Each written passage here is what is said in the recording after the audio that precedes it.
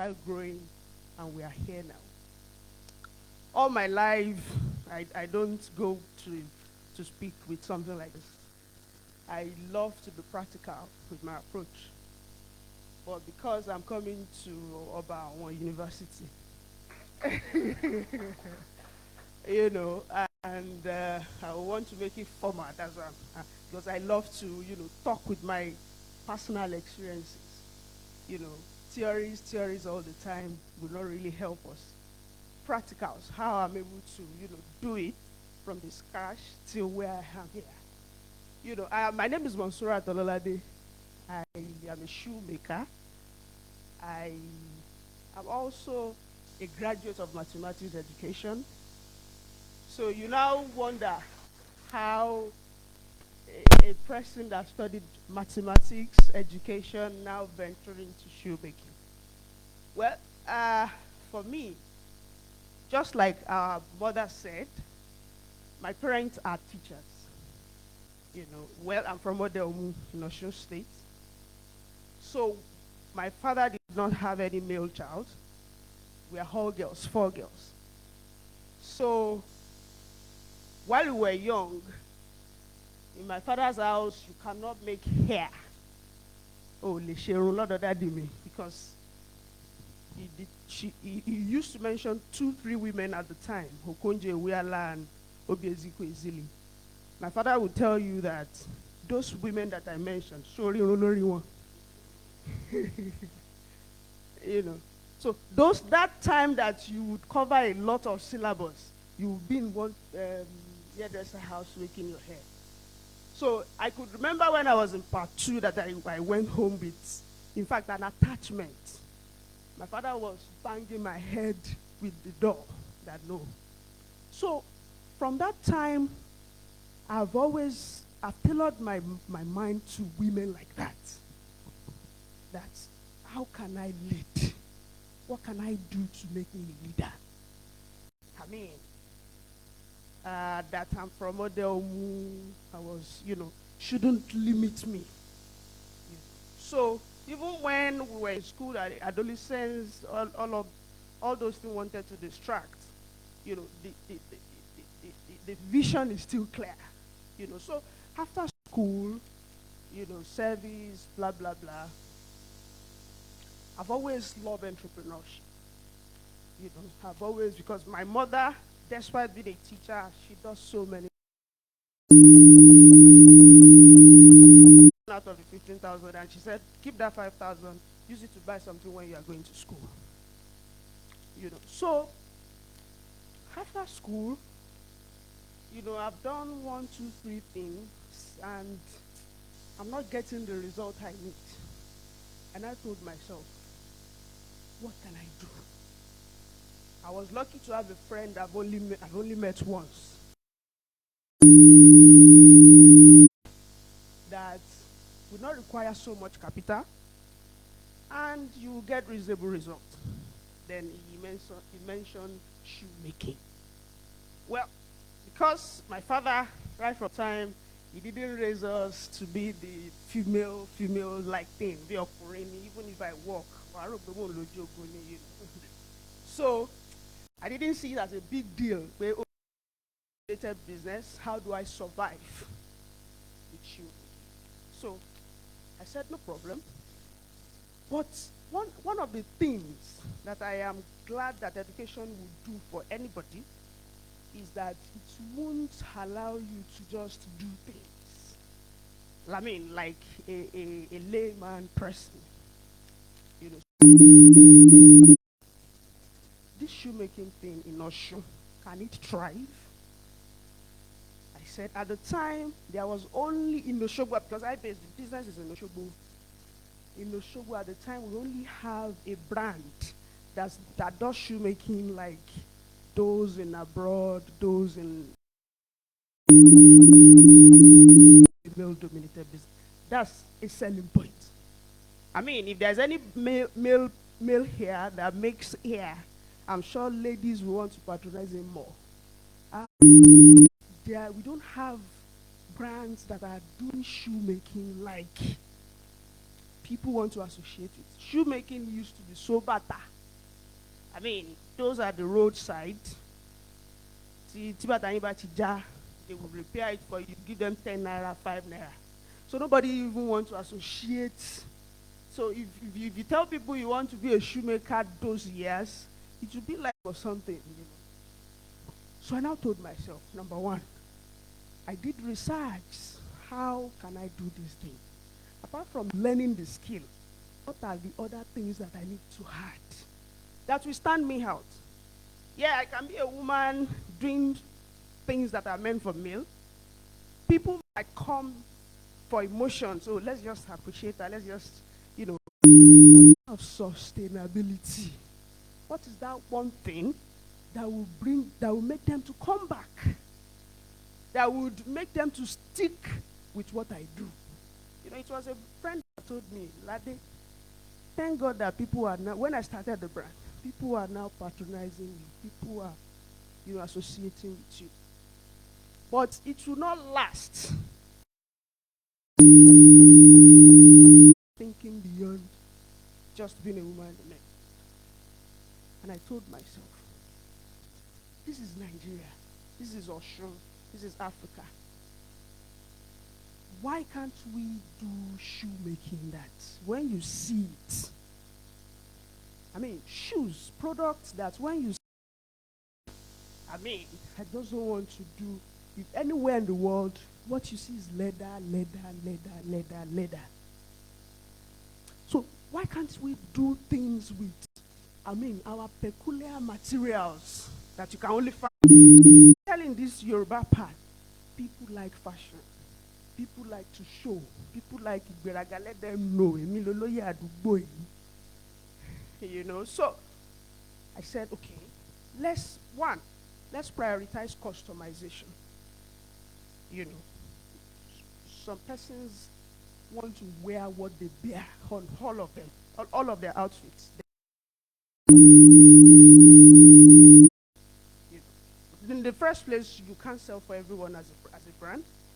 You know, Dangote is not selling cement for every Nigerian. Some persons still prefer other products, right or wrong. So I said, if I face this particular set of people, it means I want persons have feet challenge. Some persons I've dealt with customers that one of their feet is bigger than the other. I have dealt with customers that one of their leg is shorter, feet is shorter than the other. All right, so why can't we use that as an avenue to satisfy those class too? Your feet challenge, your feet peculiarity, and we work with it. So most of the time, all our customers, they are part of our production. This is how I want it. This is what I want. Tailor it to this, blah, blah, blah. And, you know, over the years, we've been able to carve a niche for ourselves. At least if you go prioritize, I mean, that custom-made thing mostly in our brand. So I think I've been able to share my own becoming, how it has been. Of course, I cannot share everything, but at least I think I've been able to motivate 1, 2, 3 persons. So back to the leading part. You know, Latin Nigeria has been in existence in the last 6 years. Apart from empowering people, I mean, people that, I mean, in Oshobo now we use a 3-bedroom flat. I mean, it's a mini factory. You know, so I say it is a mini because the vision is big. You know, to some people when you get there, Loshogo, you know. But to me, it's still mini. So you can imagine that it cannot be only me that will be doing all the work. So over the years, I have motivated young women. Because if they are following me on, especially my Facebook account, what I preach is every female child must stand up for themselves. See, how are you? You know, every female child, because the world is a beautiful place. But it's only when you take responsibility. Victim, I wrote it down. Victim mindset will not help anybody. He's not, he's go on. So you have to stand up for yourself. Yes, my parents are teachers. My mom wants me to be a teacher. Yes, I love lecturing, and I know that by the time I'm able to settle in Nigeria, I'm still going back there. My mom, she's a teacher. She's still in service. She will say, those days, she's teaching down. Especially at 30 any degree, by the time you spend like 10 years in service, by 80,000. Remember going to by 80,000. That, I mean, I sell a pair of shoes for 50K now. So actually, mama, so so what was that? So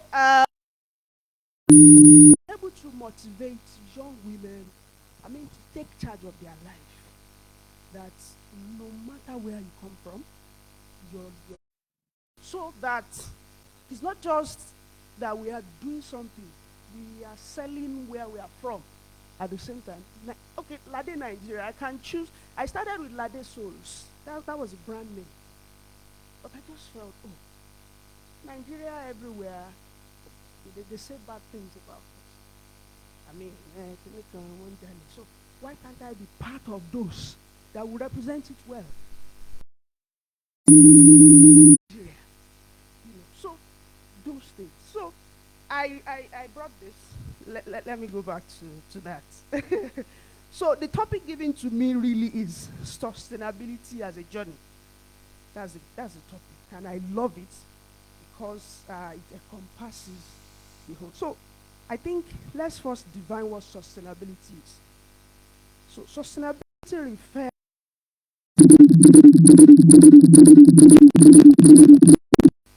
to meet the needs of the present without compromising the ability of future generations to meet their whole needs.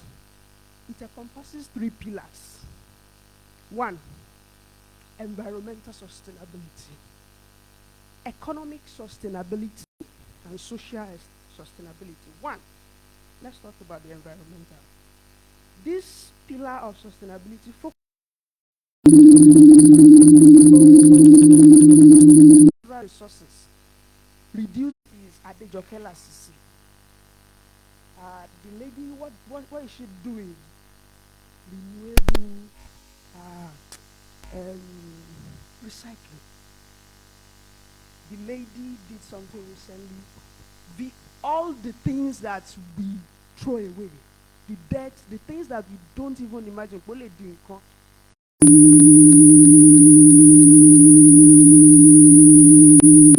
When you see this lady, everything she's wearing is from wastes.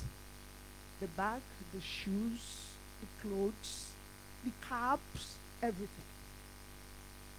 So, if we are talking of sustainability, creativity is another thing that we should consider.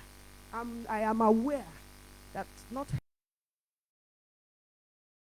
and we cannot force it. Just like everybody cannot be an entrepreneur. I'm sure that we will have some persons here that they don't know how to convince a person to buy. It's not something I think I can.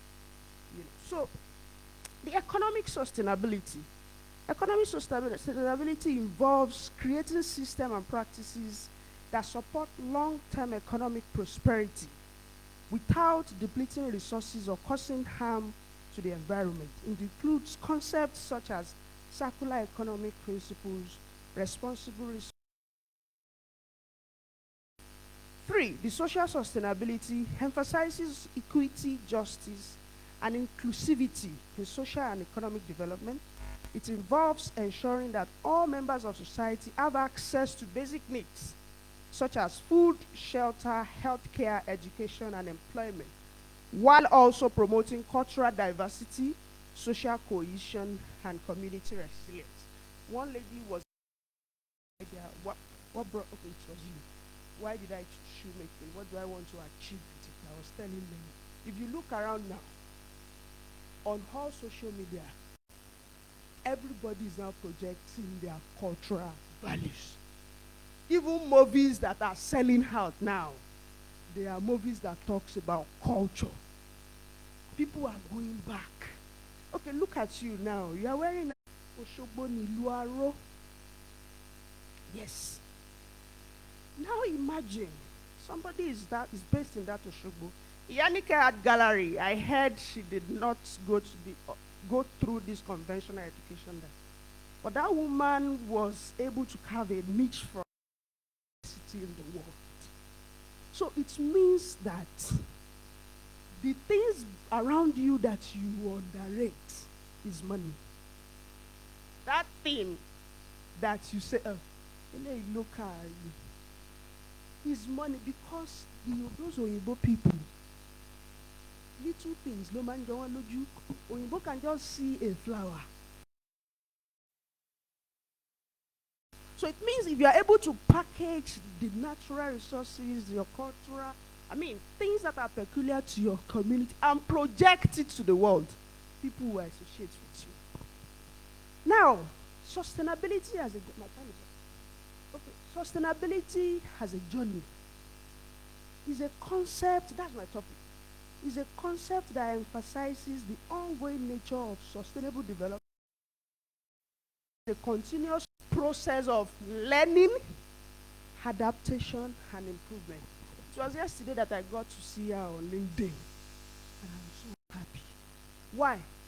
You could see Mommy, it's not her professor that will be here. Because it's the truth.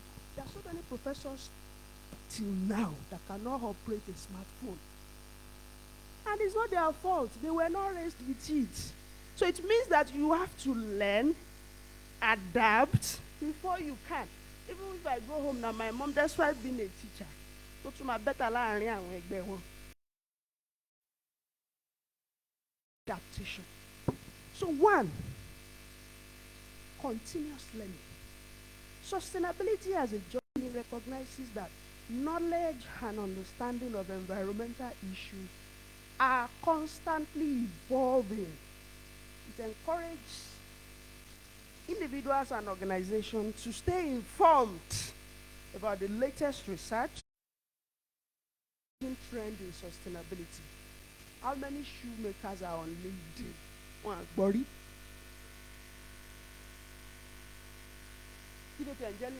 Facebook, even the Facebook that is common, that is easy for everybody. How many shoemakers are there? So it means that if you 34, you must be ready to learn every day. New things. Adapt to new things. Because in the next 10 years, even 5, there are so many things that I want to learn. I'm getting tired because growing a business requires, serious mental capacity. Serious one. So, there are so many things that now, my friends now are people of this age. The 1999, 2000, 2005. Why? Because even than me, that I'm still very young, they now know things, they have skills.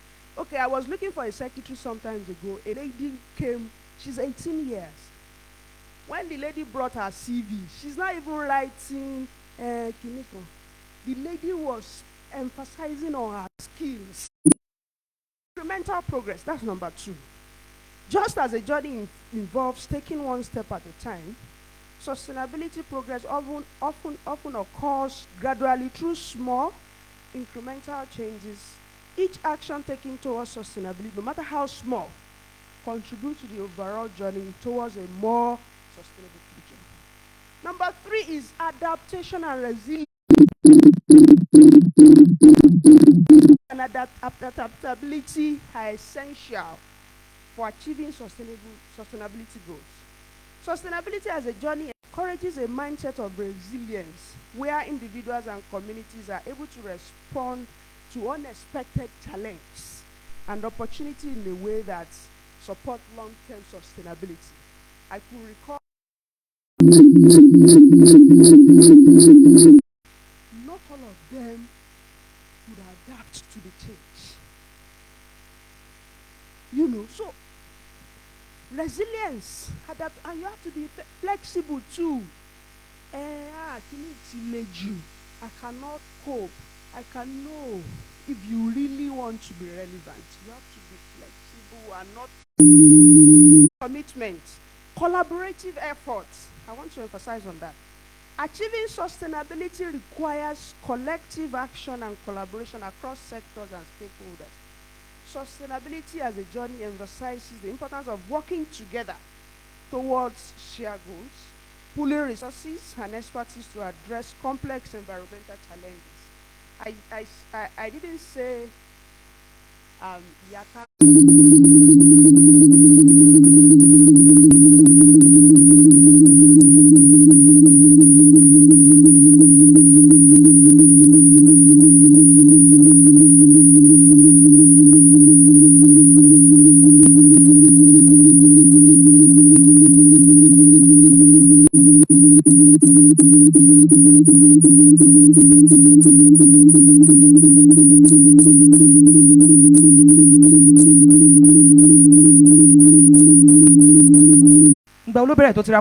Good. In the next 6 months, everybody will copy that same model, that same one. So when you go to buy something from this one, like 3 people are looking at you like this. Create something special for yourself. What is it that you are doing differently? Probably Ellen that sells foodstuffs here. Maybe what she gives people is that, okay, I will help you ration your money per week, and I'll be sending your foodstuffs to you per week instead of you just squandering everything and cooking for one boy in hour. You get, and that is our own selling point. Maybe I just gave you an idea. I don't know. There you go, so just what is that special thing that makes you different from the other people? And that those are the parts she touched. Thank you very much for honoring our invitation. And I know I learned a lot. Switch your hands together for her once again. Let me just let you in on one secret. While she was talking, I was trying to observe from her scarf if she had started plating, but I couldn't. I couldn't figure. All right, ladies and gentlemen, we still have more to give to you. We still have more to give to you. But very fast, I need to recognize these people that have honored our invitation. I have from the News Agency of Nigeria. I have Mrs. Elu Shobodi. Please put your hands together for her. Thank you very much. This will be published live, and as the progression is going, I see Mommy has been typing already, and everything will be published as appropriate. Thank you very much for honoring our invitation, ma. We still have, okay, very fast. Let's see if I can do this before we move on. If you have questions for Miss Lade Nigeria or what Mommy said when she started, for those of you that were here already, I want you to just let me entertain a few questions. Signify with the raise of your hand very fast. If you have a question, maybe out of what she said, you have a challenge about your business or something that you just like her to shed light on for you, I can quickly do like 1, 2, or 3 questions. 2 I have already. If you you have one. Oh yeah, come very fast. If you think, I don't know why you won't want to come up in the first place, but if you think you need to write, you can just write. Bring it. Okay, you have a question too. Oh yeah, very fast. Just go straight to your question. Don't press it. Just straight. Okay, my question is, what would be your advice to those young ones that are doing well and then pride sets in, and don't you think, some people are like that, and don't you think this pride can ruin their business or their efforts that they've been putting in since they started? Thank you. Well, I think pride. I think when we say pride and not proud, it's 2 different things. When you know you are good at something, pride will naturally comes in. Proud. Well, I think that's not too good for any business person, because even as a human being that is not doing anything, humility is key. That is part of the core value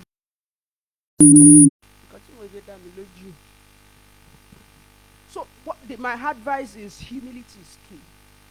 Please, even as a human being that is not doing anything, you have to be humble. You have to, because what you are selling, if you can, if I mean, when people call you, oh, good afternoon, ma, good afternoon, that's another skill that you have to undergo. It's another skill, how to respond to people, not the regular hi, what's up? TTYL, talk to you later. FR, for real, to a customer, are you okay? I mean, you have to be very humble. So that's my advice. All right, thank you very much. Protocol, please help me with that mic. Thank you. All right, I have another person here. I want you to please help me quick. I have a brother here. Pass it to save time. Oh. Just pass through the. Now, there's a question here. It was written. This person said, now, this question looks so personal, but he said, how were you able to navigate your business when there was an unexpected hike in price? You know, this dollar surge. Well, it's easy for me to navigate. Oh. Why? Because I was already on a path. And, you know, when we resumed this year, 2024, the prices we are buying in the market is different. You know, I told my team, even if we are going to increase our prices, we must an increase in our own production too. It won't just be that, therefore, for our not. There must be something that when they see that product, something has changed. So it will be easy for them to say, oh, even when the price has gone up, there is something that we are gaining. So I think somehow it was easy. It's not like it used to be. Those years we used to sell 25K. Now we sell a shoe for 40,000. But you know, it will require more effort for people to accept a 40,000 naira shoe in Nigeria. In Osun Osogbo, ṣebí ká ti wọ bàtà ní kí la wá ń gbé tá ń gbin.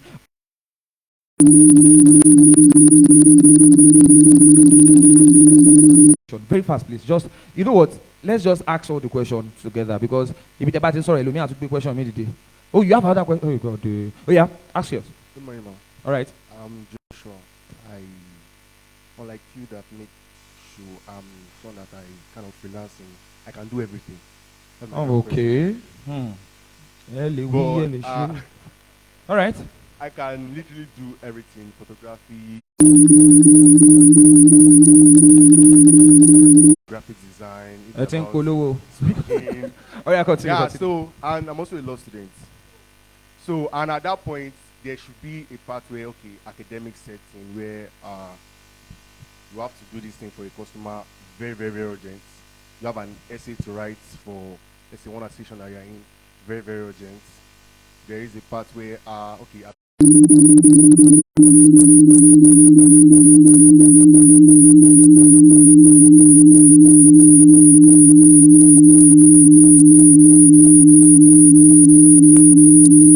Business partners too. At that point, and as also as a student, Balancing it, Abi. balancing everything all together. All right. Very. And also still being the best. Okay. Well, I think you cannot be the best if So, looking at the condition of Nigeria, the economy and our environment, and if someone to make, let me say, pitch up a business now, and with the situation of things is discouraged, the person still continue, or should the person just wait for things to be okay before you now continue? Nigeria, it go better. It go better. Okay, you have a, okay.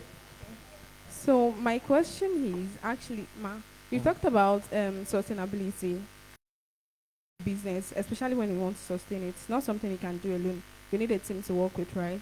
So how do you create a structure? Because I believe structure is very important to run a business, especially a brand. Like, how do you create a structure in such a way that even when you are not around, the business is still running? And how did you get your team? How did you know that this person would actually probably I hope you get the question. Thank you. Ibi tó ti dé gan, mo ti ṣáájú ẹ débẹ̀. All right. You see, for the sake of time, I know we'll still have questions. What we'll do is, she has written down the questions you've asked. In the course of the event, as you're asking questions, we'll have a special time to answer everything at once. So if you have asked questions, just sit back and relax. Everything will be done. There will be justice to everything. While we're doing that, we had the honor of having one of our invited guests here present. Hands together for Dr. Mrs. Adenike Adeyemi. Wow. Thank you very much for honoring our invitation. God bless you. Without wasting much time at all, I would like the media team. Are you ready for the next goodwill message, please? Audio.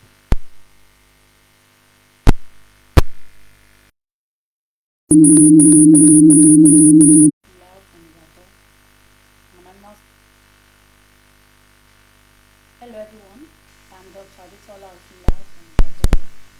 I'm an animal scientist, a lecturer from Federal College of Animal Health and Production Technology. I'm also a researcher.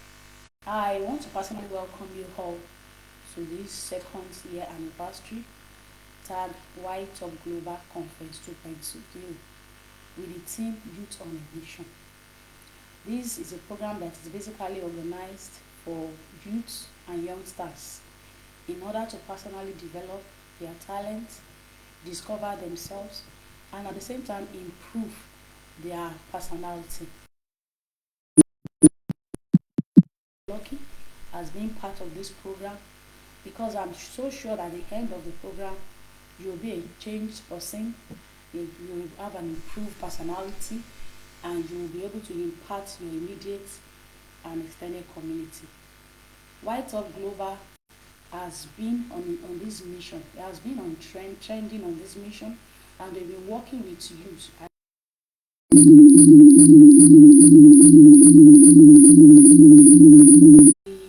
The things they have done so far.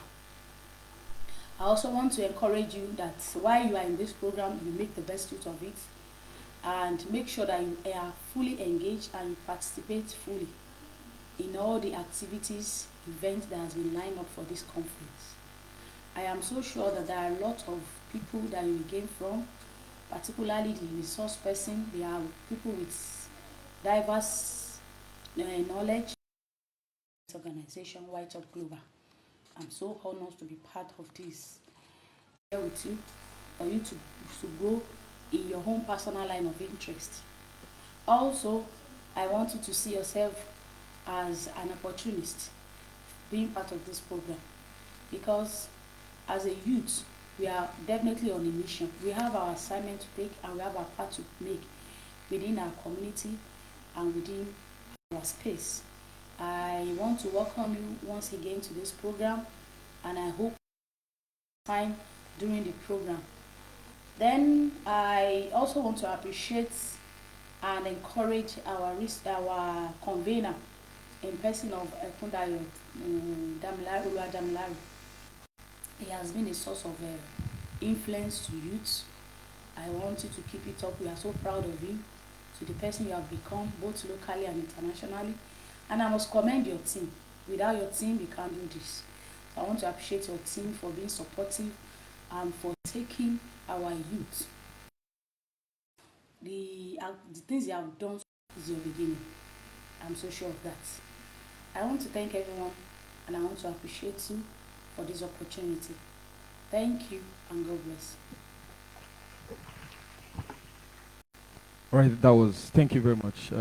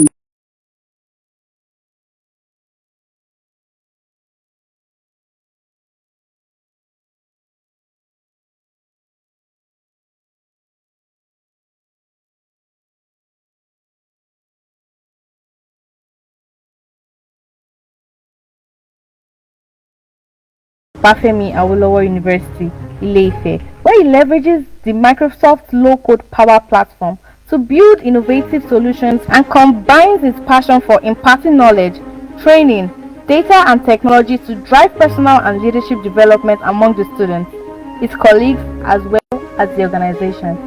Join me with a round of applause as we welcome Oluwatomisin Olatoye. Great Ife, articulate Ife, ever conscious Ife. All right, good afternoon, everyone. It's good to be home. This is home for me. Thank everyone for this opportunity. I can remember some years back, sitting down in adjusted lecture theater to receive lectures CHM 101. How many of us understand what I'm talking about? CHM 101, CHM 102, and then you need to run from one end of the campus to another end of the campus to receive lectures. Do we still do that? All right, that is one of the things, part of the things that makes great Ife students great Ife students. We are exposed to, so to say, a lot of shege, right? But those sheges eventually makes us who we are, and I'm very proud to be here this afternoon. I want to appreciate Oluwadamilare Ekundayo and his team, the YTOP Global team, young, talented, optimistic, and full of potentials. And it's a great honor to be here this morning or this afternoon. I do not take it for granted. Can we please put our hands together for ourselves? Right. I have an assignment to do here this afternoon. You know, being invited for a global conference like this is exciting. When you get invited for a global conference like this, that you'll be speaking to different people, 32 universities from 7 countries, this is exciting because it's an opportunity to pour out yourself to other people. But for me, it also comes with responsibility. It comes with responsibility because I understand the fact that for everyone that will leave whatever it is they have to do to come to attend this conference, it means they are placing premium on this conference above other things that they should have been doing. And that also means that for everyone that is going to have the opportunity to speak, value. And I know that for everyone that I've spoken, you have gotten value already. True or false? All right. So, and I'm holding myself in very high regard also that I'll be able to deliver value within the limited time that I have this afternoon. I know you have expectations, and our expectations will be met this afternoon. So, a quick one. Excite people like that make people shout, scream. Have you got to conferences that you hear somebody speak and everybody is screaming, hey, ooh? I'm not that kind of speaker. I've learned to understand myself. I'm more of a person that triggers or makes you want to think. I'm able to have a rethink of some of the things that you have had or believed before, and then help you to make choices. So this afternoon, that is what I seek to do. I'm excited at some point, but my job here this afternoon is to give to you tools that might help you to make better informed decisions. I will have said this to come up to talk, but it's not out of place. That if you don't plan to act on the things you are going to be hearing today, don't write them down. If you don't plan to act on the things you are going to be hearing today, don't write them down. And if you are not planning to write down, then you don't have a business here. frivolous people. Gathering ourselves together here in this place is about intentionality. There is something we are working at. There is something we are working to achieve. It's not just that we're having programs for program's sake. It's that everyone that be a part of this program can have something to hold on to and then continue the journey of becoming. Yes, the journey of becoming. This is our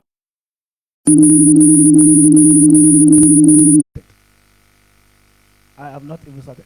I remember very vividly when I was in I think part 2, part 3. Yes, part 3. Part 3, and then before that time, I've always read books. I borrow books, I read books, and then I return the books back to the owner. But one day, I remember vividly, I was walking back from White House, going back to our that told me, see, a time will come. All the knowledge, all the exposure you are having from the books you are reading, people will ask you about them. People might even want to ask, can I see those books? And then, what will now be the story? So I made up my mind from that point that for every pocket money that I have every month, I'm going to separate a part of it and use that to buy books for myself and start building up my own library. So every month, when any money comes into my account, even while in school, I buy a book. And before Moremi Hall, now they have used that to build a lecture theater. There used to be a market before Moremi Hall there. We have all these people, marketsmen. So I went to one of the artists there, and I asked him to help me make a stamp. I asked him to make a stamp, and then I gave a name for that stamp based on the revelation I had, and I call it Eternal Excellency. I did that, got the stamp, got the rubber, got everything, and then every month when I buy a book, I stamp it, I write the date, I sign on it, and then I start reading. And as I read, my mind got bigger. And then at a point, I bought a new note. And I wrote on that note,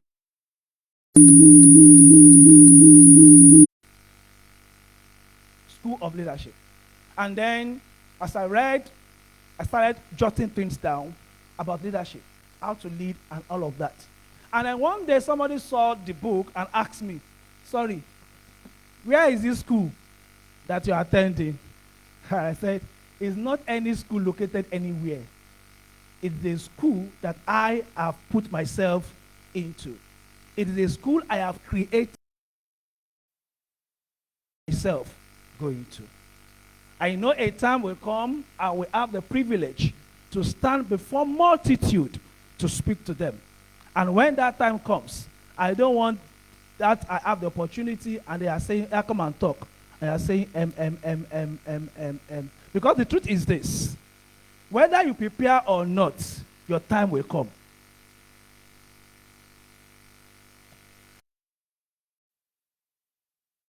At that time, is going to be a function of the things you have learned or you have refused to learn.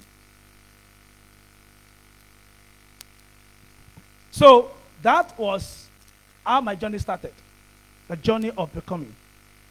That one day I know I'm going to be a leader. Where, when, how, I don't know. But I will start this journey. So I started reading, and ever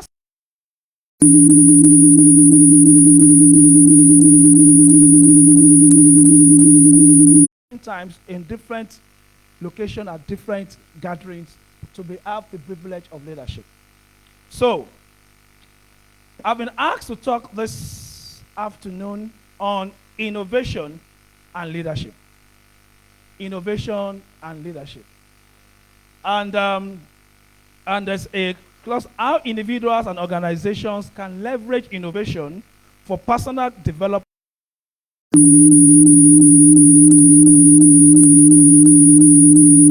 skills. Innovation innovation and leadership, how individuals and organizations can leverage innovation for personal development and personal growth. I will share some stories, but I will delve more on what I have prepared to present to you. Now, I have some opening statements. If you don't mind, you can get your pen, get your book, and write down these things. Bedrock upon which my conversation, my thoughts, my discussion is going to be on. Are we ready? Are we ready? Yes. Number one, the journey of becoming begins with a consciousness and awareness of who you are. The journey of becoming begins with a consciousness and awareness of who you are. I just tell you the story of how I started buying books every month out of my pocket money to read, study, and prepare myself. How did I get to that level? Because I had an awareness. One day will come, I will stand before kings and not mere men. And if I'm going to be able to stand and deliver at the level, at that level, then I must have to start preparing myself. So, then number two. This is a bit long, but I crave your indulgence to get it. There is a way that seemeth right. There is a way that seemeth right. And there is a way that is right. In the journey of becoming, there is a way that seemeth right. And there is a way that is right. Both ways don't lead to the same destination. Both ways don't lead to the same destination. Finding the right way may take time. Finding the right way may take time, but it will be worth the efforts and patience if we find it than going on the way that seemeth right. Hello? Hello? I hope I'm speaking to young people here. Of course, I'm still a young man myself. There is a way that seemeth right. In the journey of becoming, you see somebody you admire, you want to be like that person, and you think there is a way to go about it. There is a way that seemeth right, and there is a right way.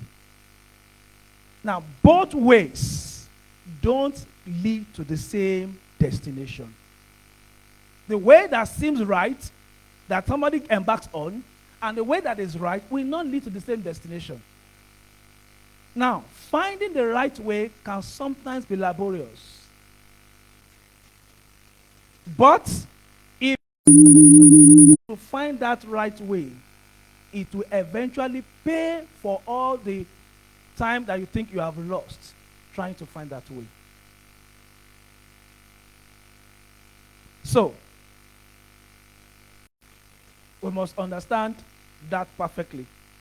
Number three, the journey of becoming is personal and individualistic.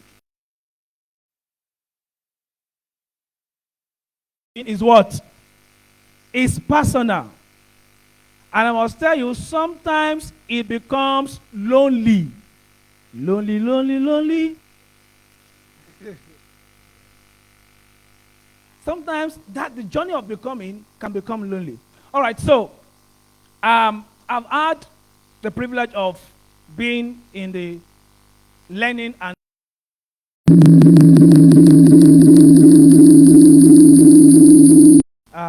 young people, and then helping them and all of that. And now I'm making a transition. Now, technology is the in thing, right? Then if you are going to be relevant in the next 5 or 10 years, you must find your way.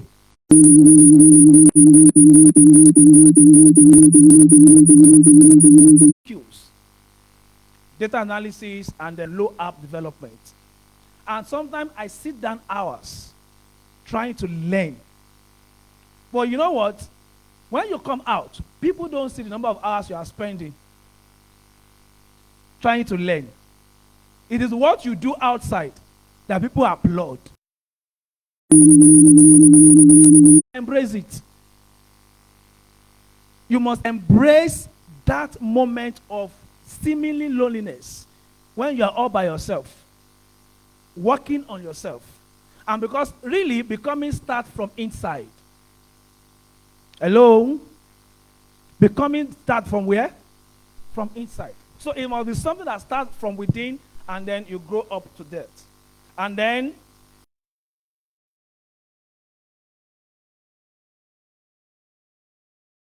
delve into my conversation. The only guarantee that tomorrow will be better than today is growth. The only guarantee that tomorrow, if I look back at 5 years and down the line that I've been on this journey and the things I've been able to do, the only thing that I've made today better like this, I will tell you it's not possible. Because I used to be a very shy, timid person and an introvert at that. Everything starts and ends here. How many of us are like that? You know everything here. But when it's time for you to come out, it's not my thing. How many of us are like that? It's not my thing. When will it become your thing? A time will come that you will have to stand up and speak for yourself. If you are not willing to take that bold step of becoming that person that can speak for yourself, you are going to limit the expression of what you can do.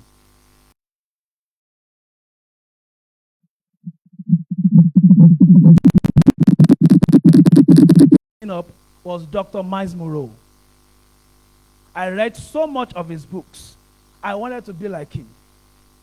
Another person that inspired me so much is Dr. John C. Maxwell. There's nowhere in the world that you talk about leadership and not talk about John C. Maxwell. And I've been privileged. I'm a trained facilitator on one of his programs. So, the journey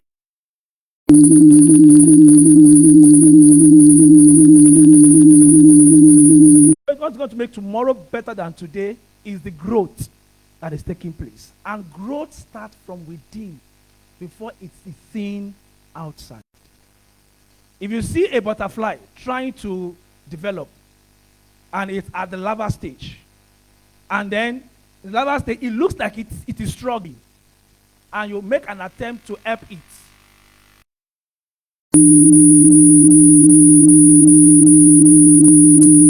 Of the butterfly. Because by tearing it with your hand, you have not allowed the butterfly to develop the capacity what it needs to manifest as a butterfly. So it starts from within and you must embrace growth. Now, if you don't mind, I want you to draw this process flow. Draw this process flow in your notes.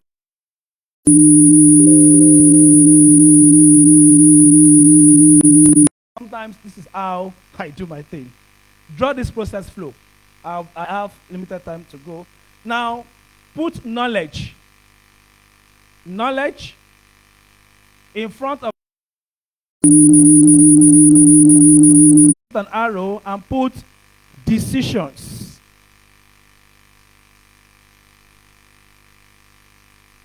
Decisions. In front of decisions, put an arrow leading to actions. And then after actions, you have results. Did you get it? Knowledge leading to thoughts leads to what? Convictions. Convictions leads to what? Decisions. Decisions leads to actions, and actions produce results. What all of us are looking for, if I'm going to summarize it, the greatest thing we are all looking for is results. True or false? Hello? If you are starting a business, what are you looking for? What shows if you are doing well as a student is your what? Your results. Your GPA, your CGPA, as the case may be. If you are into anything, what we are looking for is results. And from my own experience and how I've interacted, what I've learned, this is the things that I believe could knowledge. Knowledge helps you to generate ideas that you think about. Every thought you think comes from something you have been exposed to. True or false? Hello? Now, when it comes to knowledge, there are 4 E's that brings knowledge to us, that brings us ideas of what to think about. Education, formal and informal. In school, outside of school, you have education. Our experience. Mommy spoke to us how she got the idea of wanting to become a major in the army. What happened? An experience. She had an experience, and that experience created an impression on her heart. And that made her to want to, from that experience, she had a conviction and made a decision. Am I communicating? And then the third E is your exposure. Exposure. Vlade talked about exposure. Get out. I remember those days when I was on campus, I would travel from my pocket money, travel for conferences to different places, just trying to expose myself to things. Great Ife is great, right? Great Ife is great, but everything does not end with Great Ife. Hello? Everything does not end in Great Ife. When you get to UI, there was a time during the holiday, that time strikes were a common thing. No, there's a time that strike is general. There is localized strike. And Ife is used for localized strike those days. So there was this Aluta Continua Victoria Asata that happened. And then only Ife was on break. And then I had to go to UI to visit my friend. And when I got to my UI, and I saw the way things were done, the organization of the hostels, the way the students are, I knew there's always a better way to do things. So exposure will help you get that perspective. And when you expose yourself, it will give you an idea of what to think about. It will give you an idea of what to think about. And then the last part is engagement. So education, experience, exposure, engagement. Engagement talks about the people you interact with, your association. Whether you like it or not, the people you are interacting with are influencing you in one way or the other. So these things are very, very critical. Knowledge is important for everyone. If you are going to become, what do you want to become? That's the first thing to ask. What do you want to become? I'm happy that some people have spoken ahead of me. I'm just going to use their own example as my own reference point. Lade was speaking, and then when she wanted to go into shoemaking, she had to do research.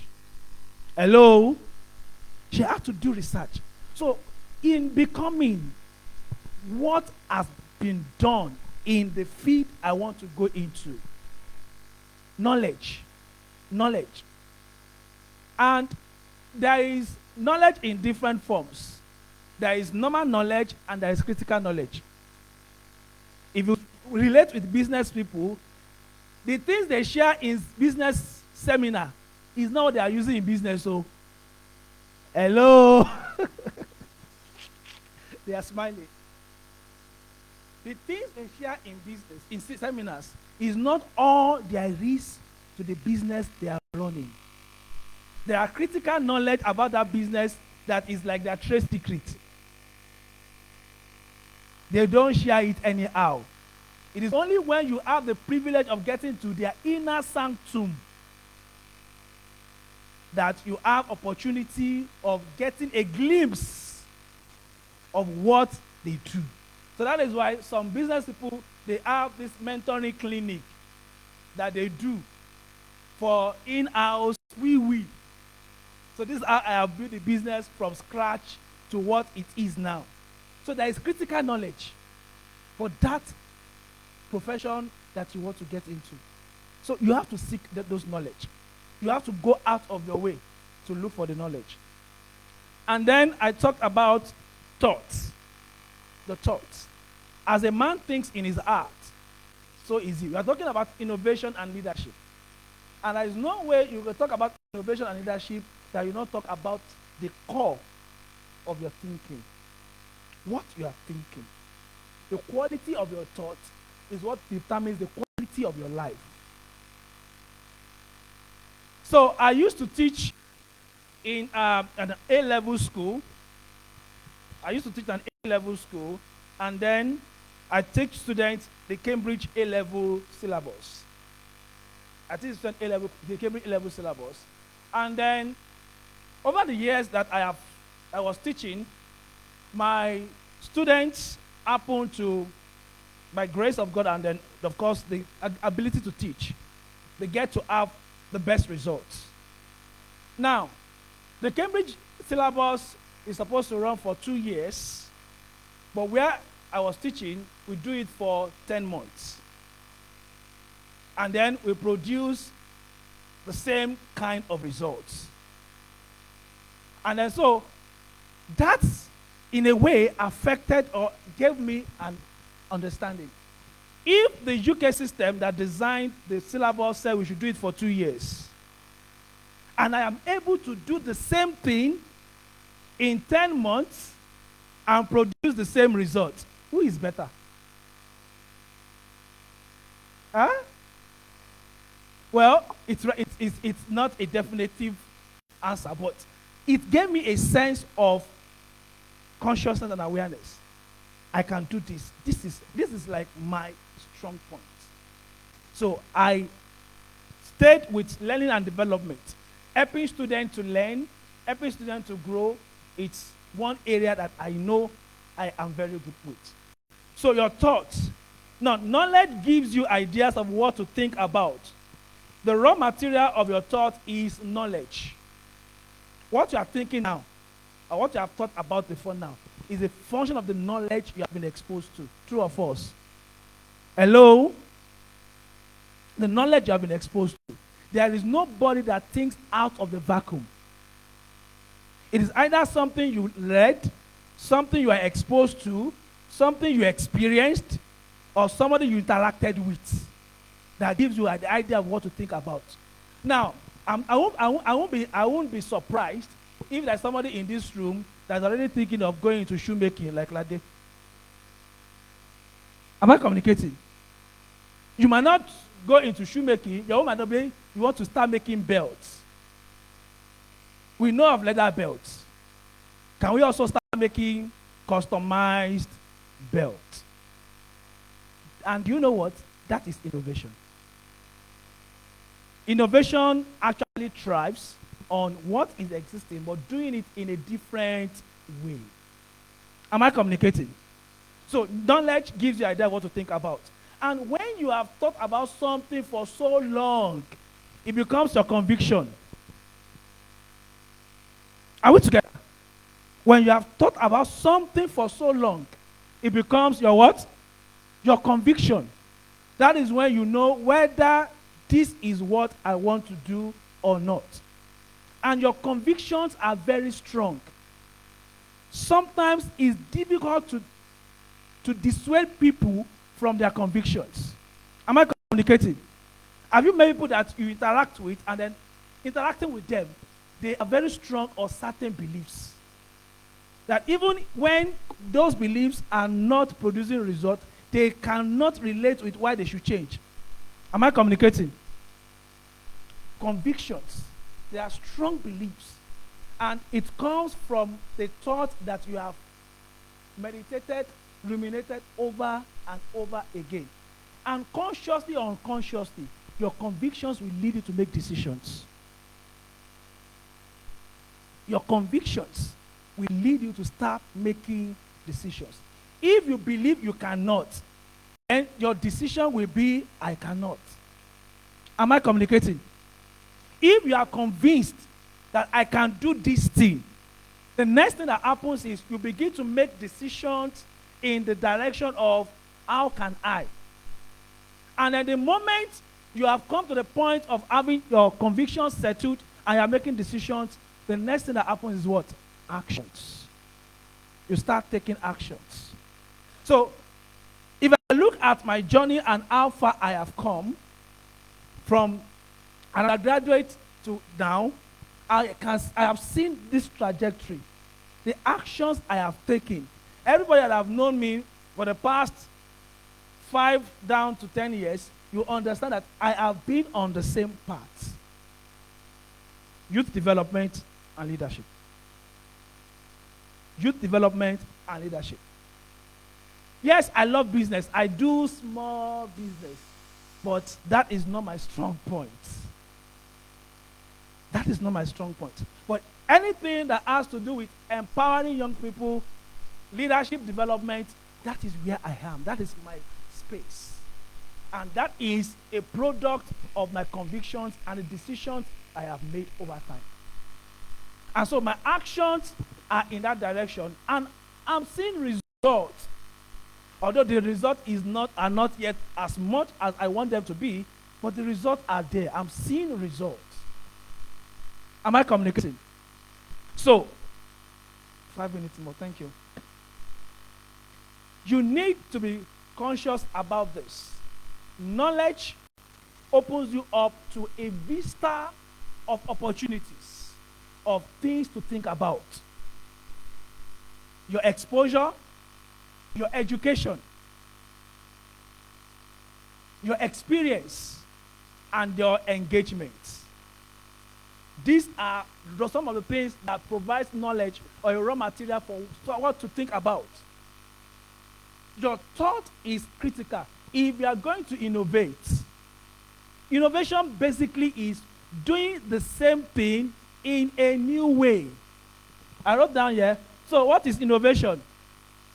Innovation is the process of creating new ideas, products, or methods to solve problems or meet needs. New ideas. There is nothing that is new under the heaven. True or false? Everything is just an increased version of what has been existing. And a case in point, how many of us are Apple users here?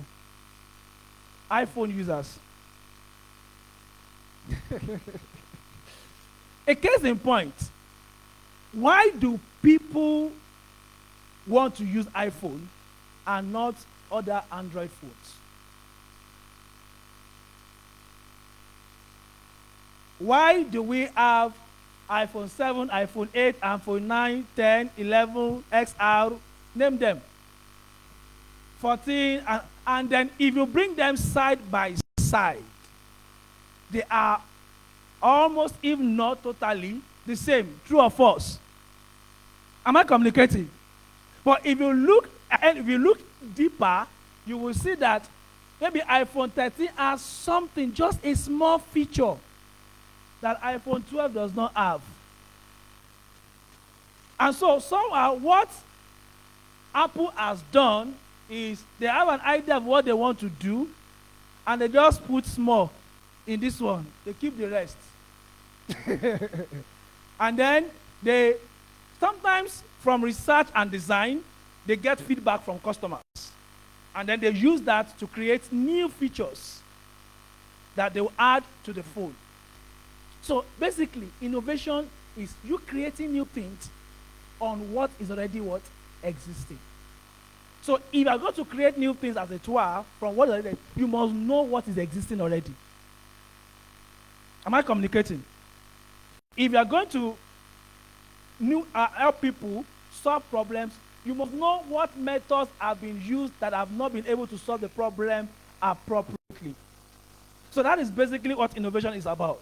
Now, in wrapping up this afternoon, I'm going to talk 4 behaviors of innovative leaders as I wrap up this conversation. 4 behaviors of innovative leaders. 4 behaviors of innovative leaders. Number 1. Are we ready? Number one, they ask the right provocative questions. They ask the right provocative questions. They ask questions a lot. And the questions is to challenge status quo. You know, there's a way you ask questions that you want to know. Hello?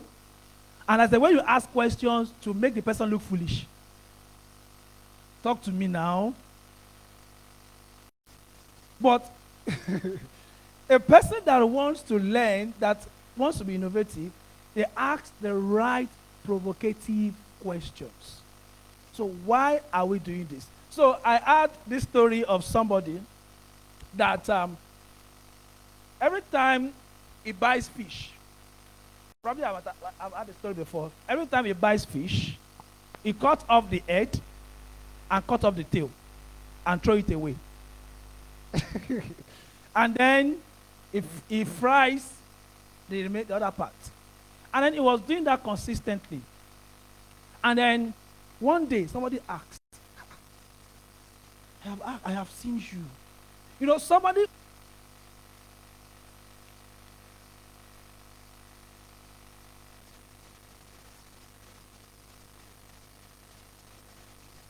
Where to go is you cut off the head, cut off the tail, and throw it away.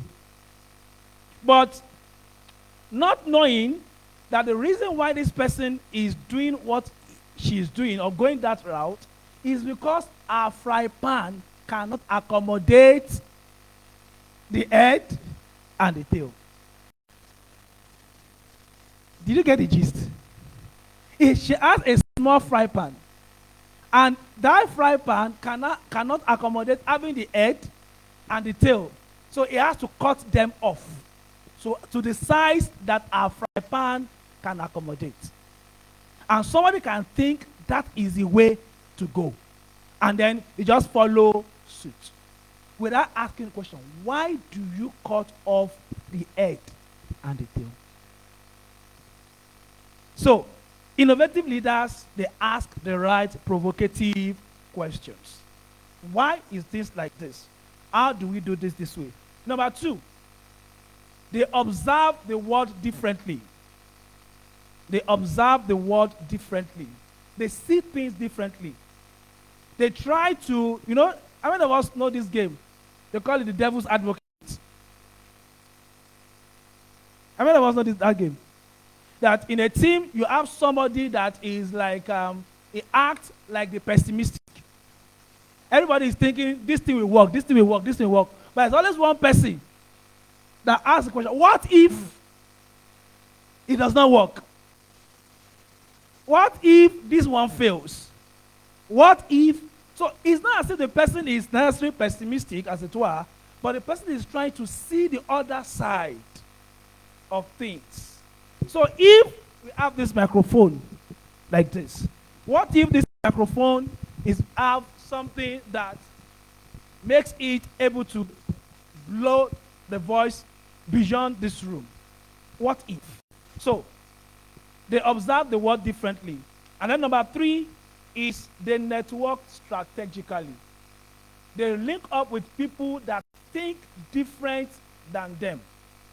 If you are going to be innovative as a leader, you are going to be able to innovate and create new things, then you don't appreciate similarities every time. You must learn to appreciate differences. Hello? Differences. There is beauty in our differences. Many people, they think somebody having a different opinion to them is against them. But it does not necessarily mean so. Somebody having a different opinion to you helps you to give another perspective of how things can be. So people that will be innovative leaders, they are able to appreciate the differences in people. I am an introvert. She is an extrovert. I am good with speaking. She is good with writing. And then they interact. Because that way, they're able to see things different from the way they see it. Somebody defined a stubborn person. Somebody said a stubborn person is that person that worship at the altar of his own thoughts. When you say somebody is stubborn, is that person that worship at the altar of his own. He believes his own idea is the only good idea. But if you're going to be an innovative leader, then you must be able to accommodate the differences in people. And then lastly, as I wrap up, innovative leaders are good with experimenting. They don't mind to try things out. Even if it will not work, even if it might not work, they still want to try things out. How many of us have ideas, things that you have written down in your book that you think you are going to do, but you have not made any effort to try them out? I'm challenging you today. Those ideas that you have written that you think are good ideas, make a step. Take a step to try them out. That is how you will know if it will work or not. On this note, ladies and gentlemen, I hope I have not bored you. This is my own response to the topic, innovation and leadership. Thank you everyone for listening. Please put your hands together for Mr. Uluwatomisin. Thank you very much for that one. You know, he said it before he started that by the time he's done, you will not be saying, whoo, whoo. Everybody can come, hey, like that. Thank you very much for honoring our invitation, sir. While he was talking, we had the honor of having here the generalismo of over 30,001 Creative Fair students. He is a brother, he's someone that you all know. He's one of your own and he has been representing you when you're here and when you're out there. Ladies and gentlemen, please put your hands together for the president of Creative Fair Students Union, Mr. Abbas Aderemiojo. Lord Fair, thank you very much for coming. All right, for something out of the ordinary, from something different from what we've been hearing before, awards PS through the art, and she's very good at what she does. I want you to pay rapt attention and listen to the art and craft of Miss Memunat Ali. Where are you? Put your hands together as she comes forward.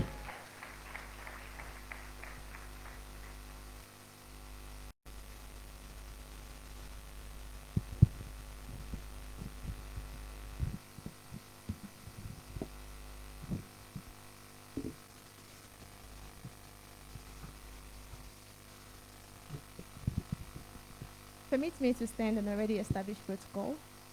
It's a great honor and privilege to stand in the presence of great men and women. I can see my mothers, women that have built me and still building me, distinguished ladies and gentlemen, great fair students. Orúkọ tí bá mi àti ìyá mi sọ mí ní M.Y. Ali, ọmọ wọn nílẹ̀ Ìbàdàn nílé Olúyọ̀lé, ọmọ Alẹ́ṣinlọ́yẹ́, ọmọ Ayíbíkó, ọmọ Sàbẹ̀bẹ̀. I'll be performing 2 poems today. The first one is the walking mosaic, which shows that we can be broken, yet beautiful. And the second one is called dreams, that even in an insane country like ours, we can still dream and become. I hope you enjoy these 2 poems. The walking mosaic. 2 weeks ago, my mirror broke. It was just 2 months old. As it shattered onto the floor, I felt a part of me journey into nothingness. You think a heartbreak can make you shrink into yourself? Then ask a woman whose essence lies in a reflection. I picked up the tiny pieces and bored my eyes into them until I felt a sting in my left eye. The only thing left between us now is memory. Memory of standing before you to tell you things I could not tell the world.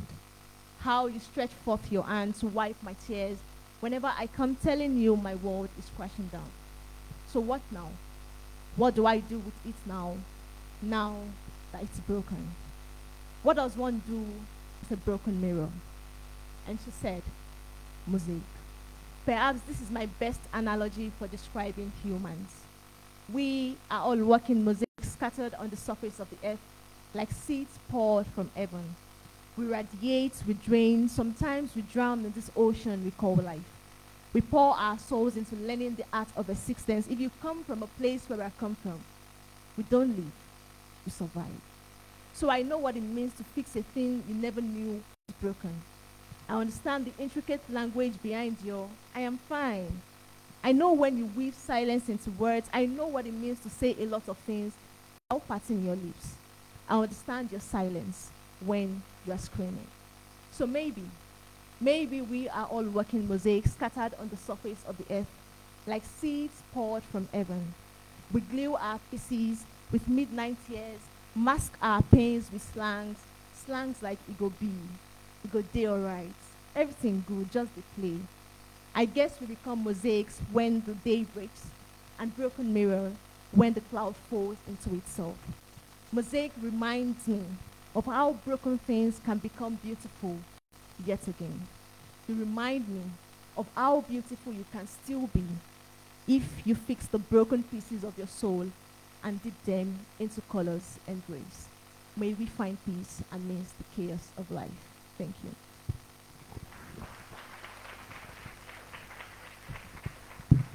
All right, so that's the first poem. The second one is called Dreams, and I said it is an interpretation of how we can be in a country that is not so favorable, but we can still dream and become. I hope you enjoy this piece as much as I enjoyed writing it.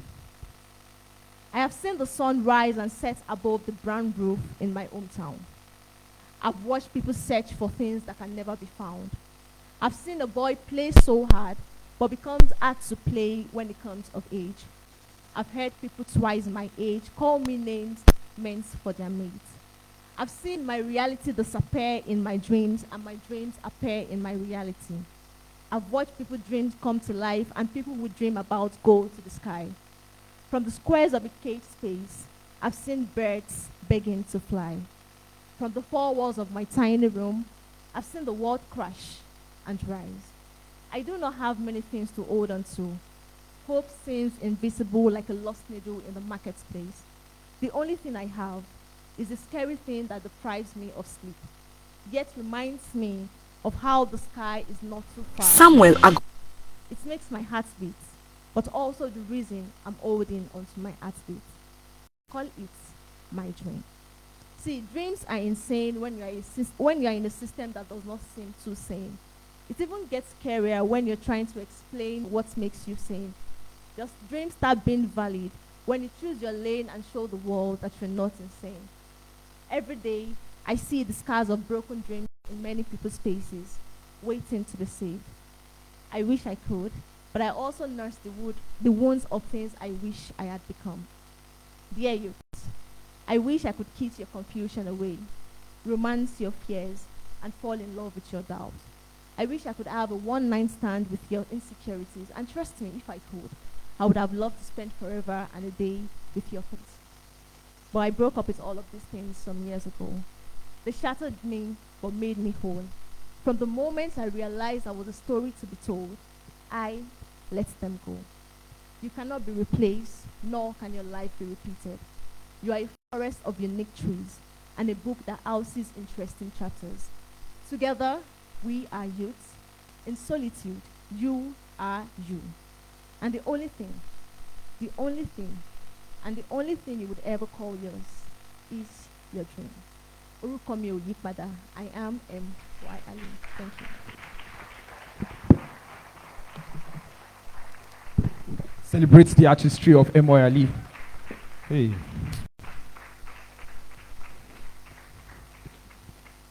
I don't know how she does these things, Asha, this one's already crying. Thank you very much for honoring our invitation. That's a very wonderful one. I'm starting to talk like you. Is it? No, it's not working. It's not working. All right. I want us to. We are moving very fast, and we've made progress, and we are moving to the big part of the events. Every part has been big, and this next speaker I'm about to call off stage now is. Yeah. Just it's something you enjoy. I promise you that. He's good at what he does. He was around for the first edition. I learned a lot, and I am eager to listen to him again. Ladies and gentlemen, please put your hands together for Mr. Samuel Agubiade. as a Obiade is an esteemed digital marketer and the creative director at UPenn Business Communications with a track record of delivering impressive results. His expertise spans across SEO, website management, social media marketing, PPC, and digital marketing strategies, enabling him to cater to diverse local and international clients effectively. As a strong advocate of self-discovery, Samuel's passion for personal development led him to become the author of his best-selling ebook, Die Empty. The impact of his work is evident as he has already reached over 1,000 youths across Africa with his empowering content. Through his coaching and training programs, Samuel assists individuals in recognizing their strengths and weaknesses, fostering the development of new skills, and overcoming obstacles to achieve their personal and professional goals. Driven by a deep commitment to empower others and to contribute to sustainable development, Samuel founded the Creative Networks Africa, a non-profit organization dedicated to equipping youth with essential digital skills to thrive in today's ever-evolving world. This organization caters to youths within the ages 15 to 25 in rural communities. Beyond Samuel's expertise in digital marketing, he is an accomplished public speaker and self-development coach, making a significant difference in the lives of African youths by shaping their livelihoods and helping them unleash their full potential. Ladies and gentlemen, with a standing ovation, please welcome Samuel Akubiadi.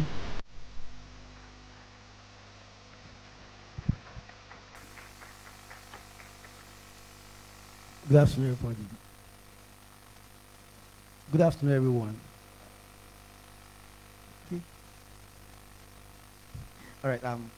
First and foremost, I want to say thank you to YTOP. Thank you to the team. Thank you to for the hospitality. I came into it yesterday, and it has been a nice experience. Yes. No, they've been wonderful, and they took care of me as though I am more than this. That's a great one. I do not take it for granted. Thank you so much. God bless you very good.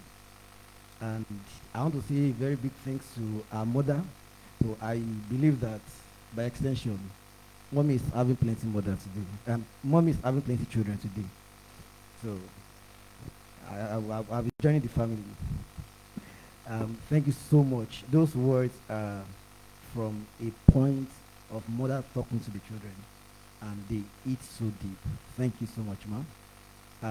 Mr. Tomisi, we've met on different occasions, and I can say you've been a blessing to me personally. Thank you so much. Osato, meeting you for the first time in person, but I've met you before. Thank you for what you do. And to Lord Fem, I think it's one of the campaign that shook social media so much. I thank God I'm meeting you in person. Thank you for doing a great job. And to everyone seated there, Adifat, thank you so much for what you do. I see your status. Yeah. Thanks to everybody on stage, and then to my mates, my is this secondary school? Yes. Thank you for coming. Thank you for being a part of this meeting. And to everybody, to the great IFE students, thank you so much for making this a great one. And to our volunteers who have come from other campuses, thank you so much. And people that are following us online, thank you. You are the best. All right, I have a very limited time, and I know that I am helped. Okay. When I come back to this place, actually, just as Mr. Thompson said, this is home. Apparently, I came from this faculty, from the department that has the longest name, family, comma. So that's where I finished from. I finished from resource management and extension, and it has been a great experience. So this, I remember then we used to claim that I just belonged to us because this is in our building, actually. So It's a wonderful thing to be back here.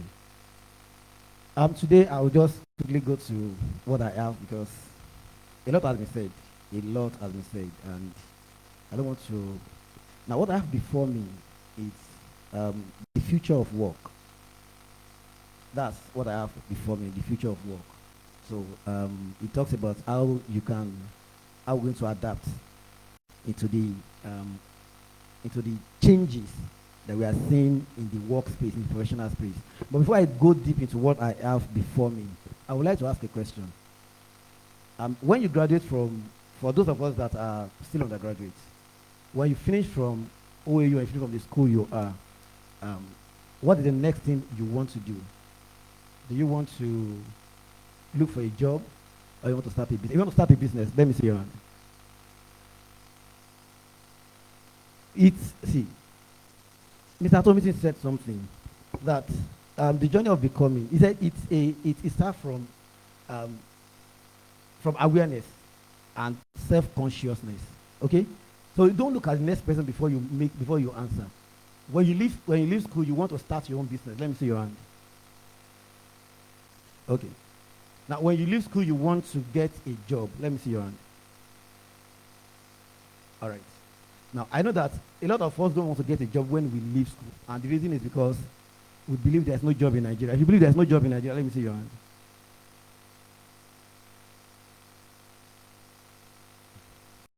Okay. If you believe that nobody works under somebody and become billionaire, let me see your hand. If you believe that nobody works under someone and becomes a billionaire, let me see your hand. Okay. Thank you. All right. Now, you know why I have to go through that process. Because for what I'm about to tell you today to be meaningful to you, there is a change, there's a shift of mindset you need to go through. Because do you know the managing director of MTN? Do you know the MD of MTN?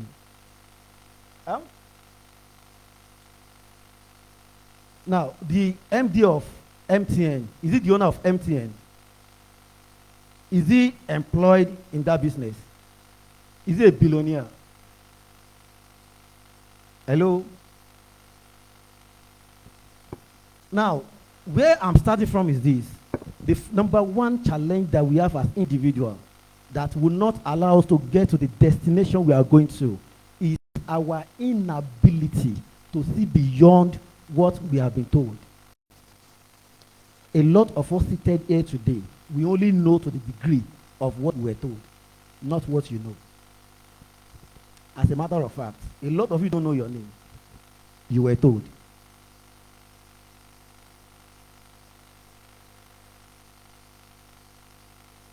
Somebody called you Emmanuel. And when you get to school and they said Imaiba, you get angry. Why? Because you were told that your name was Emmanuel. And if your mom said your name was Imaiba, when you get to school and they call you Emmanuel, you'll get angry. Do you know the difference? The difference is in the way you perceive things around you. So a lot of us believe that when we leave school, we want to start a business because we feel or we were told that nobody works a job and can make it in life, can make it big in life. But do you know how many people that live with this mentality and graduate year in, year out, and have started business and they've not hit their first 100,000? Oh. No, business is, when people talk about business, it looks like, oh, that is all to life. Fantastic. Ask a business owner that if you are running a business and then somebody calls you that come to my business, I'll pay you $1 million every month. 7 out of business owners will take that offer. And I will tell you why. It is easier when you are not when they are not the one bearing the blame. When the risk is not on you, it is easy. Either you make profit or not, you pay my salary. But if you don't make the profit, you don't have anything to earn, my dear. That's when you understand. And again, you need to understand that there's a different scope of what we call business and what we call self-employed. A lot of us say we are doing business, we are self-employed. And then, because you are self-employed in school, you feel like you are the guru of business. That when you get out there, you will ace it. I'm sorry, you'll be disappointed. I'm not a prophet of doom, but I'm here to tell you the truth. And that's the reality. See, I'll just rush through what I have. I prepared a very fine slide that I was like, oh, let me come and talk about it and all of those things. But I'm sure that people that have seen me, they've known me, they know I don't use slides. I don't. It's not my thing. I just put it up for formality. But then I will just go through it and then see what I can do around it. But I just want to shift that mindset that do not think that the only thing to your life after school is that you want to go and start a business. See, if your life is not about business, my brother, my sister, you can get a job and be the better person you are. There's something we call, what do we call them now? Entrepreneur employee. There's entrepreneurs, but there are entrepreneurs employees. They are people that when they come into your business, within a very short period of time, you make them your managing partner. Because these people are business oriented, but they don't have the grace to pioneer a thing. Not everybody will start a thing. I'm sorry, follow Mr. Damilare till next year. If you are not called to pioneer a thing, you will not. You will just run that race, it will not get there. It's not, you don't fight for it. There are people that are just called to support. And when you are called to support, just do it well and you get your results.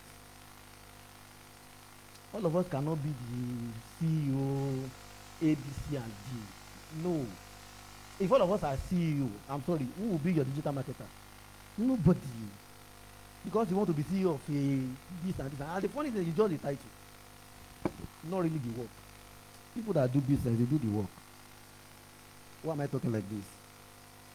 I am at the end of the two. I work, I have business. I have businesses. Let me put it that way. I work, I have businesses. I have people that work in my business that I pay. And I have people I work for that pay me. A normal employment, Monday to Friday, I work. And I have businesses that I pay people Monday to Saturday, they work. But I've come to realize that my working under somebody is easier than me running the business. Because when I get to, now today I'm here. Today is the normal day that I go to see how they are doing. And when I'm not available, I know there's going to be mess. Because I am here.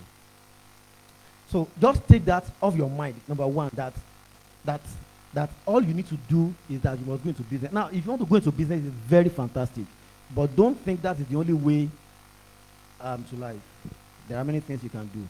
So for those of us that are willing to be professional, that you actually want to work after, and there's this thing I tell people sometimes, there are businesses that you cannot start if you have not worked with somebody. Because if you start without working for somebody, you will struggle. What you would have achieved in 1 year, it will take you like 3 years before you can achieve it, no matter how much you self-learn it. It's that simple. Even when we talk about skills, when you self-learn some skills, you cannot start practicing it because you are not confident. If you are mentored into it, you will easily get to it. This time is not up, let me see so that I will know how to quickly rush. So let me get to my slide. I'll just read through it and then I think I'll be able to do justice to what I want to do here. All right, the future of work. How to adapt to changing work environment and redefining success in a rapidly evolving professional landscape. Now, if you agree with me, the scope of work has changed. The way we do things has changed. The future of work, it requires to inform perspective on what businesses and other organizations need to know about how work could shift. Now, see, when we talk about future of work, it's not about you that you want to go and work alone. You don't talk about business owner. Because there's a way we do business now. The way we do business before COVID is not the same way we do business post-COVID. The way we do business during COVID is not the same way we are doing business now. And then we need to come to that understanding. Zoom has been there before COVID, during COVID. they skyrocket. There is something that happened to them. Do you understand? But now it will be wrong for Zoom to remain in that era of COVID and expect their relevance now. Google Meet has been in existence during COVID. When they saw what Zoom was doing, they intensified their efforts. It's for a reason. But it will be wrong for them to just think that, oh yeah, let me just keep doing it the way COVID, the way it will not work. If this conference was during COVID, we cannot be sitting here. We'll be using we do it virtual, right? Now, Zoom go chop money.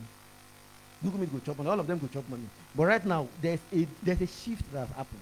So as business owner, as business-oriented person, as somebody that wants to do something, or as somebody that wants to work in an organization, you need to understand the way things are changing. When AI started, people tell you, AI will take all your jobs. How many of you heard that word? AI will take the jobs. Has AI taken all of the jobs? But some people are so scared that AI will take their job, they left their skills and they start running for another thing. Which one is the next thing? It's now, somebody said that, I'm a digital marketer. So somebody said SEO is dead. Then now it is GEO. Generative, what do they call it? Generative AI something. That's the real deal. That now people are moving towards GEO, not SEO. But I tell you, if you still use search engine, SEO cannot die. Now I don't need a soothsayer to tell me. It is my industry. It is where I play. It is my playground. So when you say one thing in my playground, I know what to tell you. It's as simple as that. So one of the things that will help you is to understand the differences, the changes that is happening in work landscape, and then you prepare yourself to be there. See, everything that has been said today, just put it together, and then it will help you to actually get the main point that I want to hit. If I should go on, I will repeat some of the things that has been said. So what I'm saying is, you need to understand that there is a future of work. There's a future of business. It's not business as usual. There's a time that what sells more is people organizing classes. Oh, how many of you cash out in that thing? When people were organizing classes, no, I cashed out as a digital marketer. I'll just look at one class that I've done for free for some people. Just put them together, and they just write an offer. I cannot compelling offer for you. So just write a compelling offer and put it out there. People will pay. People will pay because people are looking for quick results.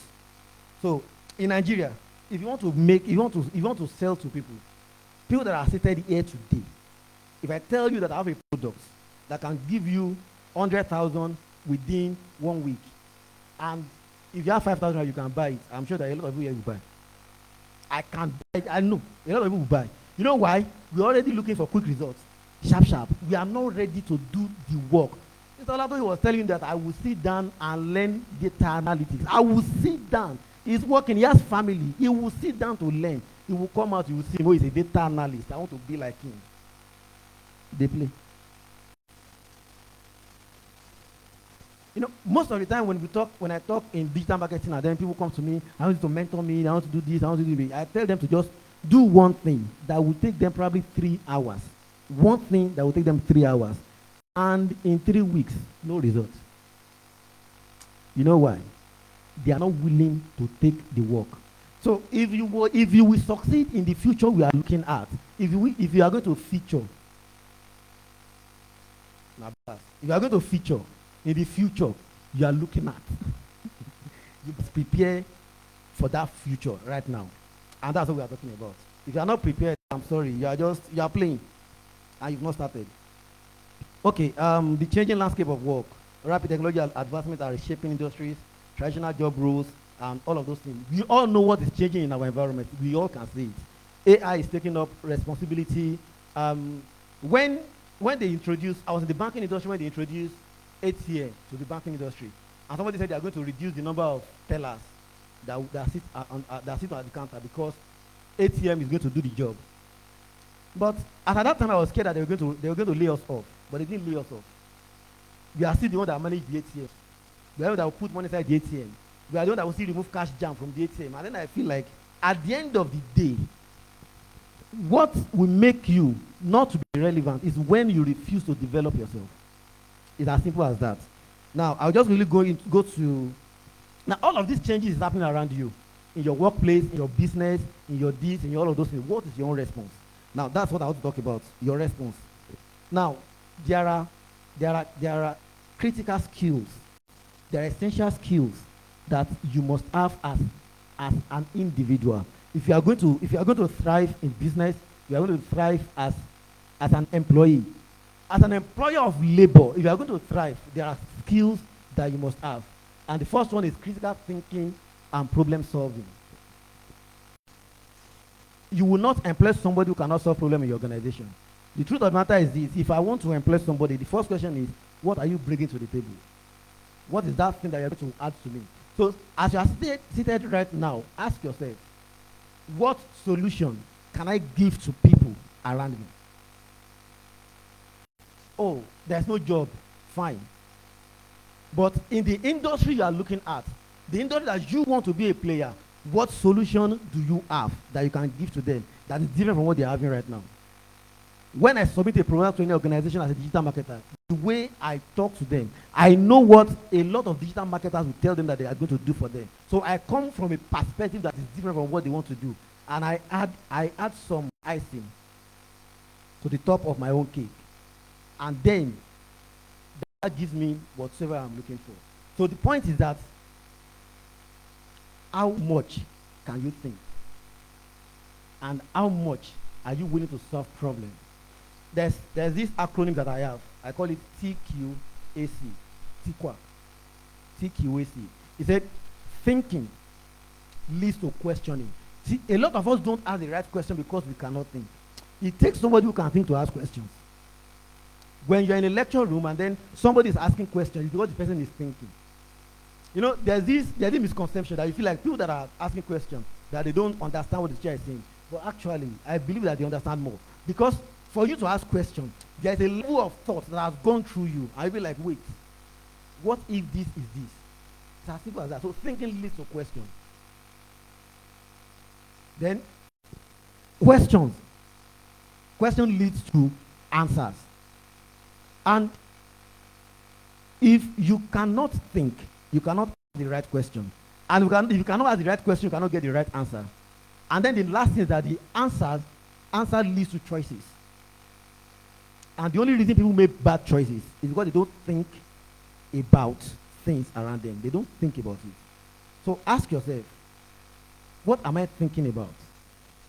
A lot of us we are always on social media, from one reels to another. All these addictive technology, we sit down with it, and then you spend 3-4 hours, and they ask you, what have you gained?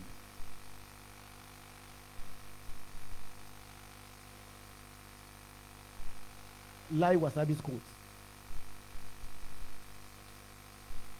In fact, if it's Lai Wasabi quote that you gain alone, that's still better.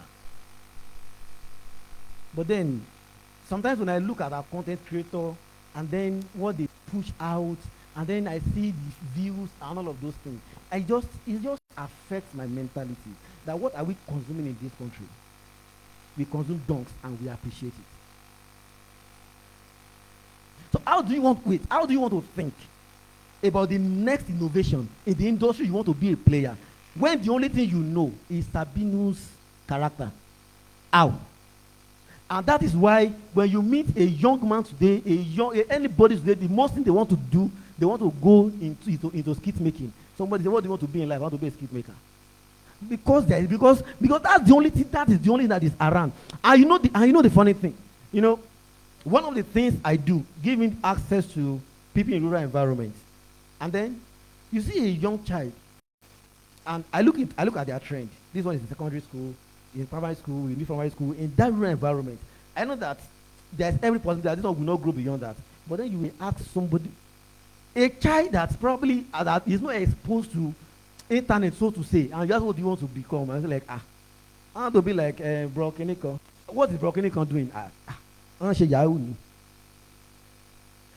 But the truth of the matter, that is what you're exposed to. And you are laughing right now because you're exposed to a different kind of knowledge. But the knowledge you're exposed to is also an indication of where you're going to be in your journey. Now, do I say you should not entertain yourself? No. Entertain yourself, but take time to think. Some of us don't think. A lot of us don't think. Some of us are here today. If you ask you, why are you here? I mean, because my friend said I should come.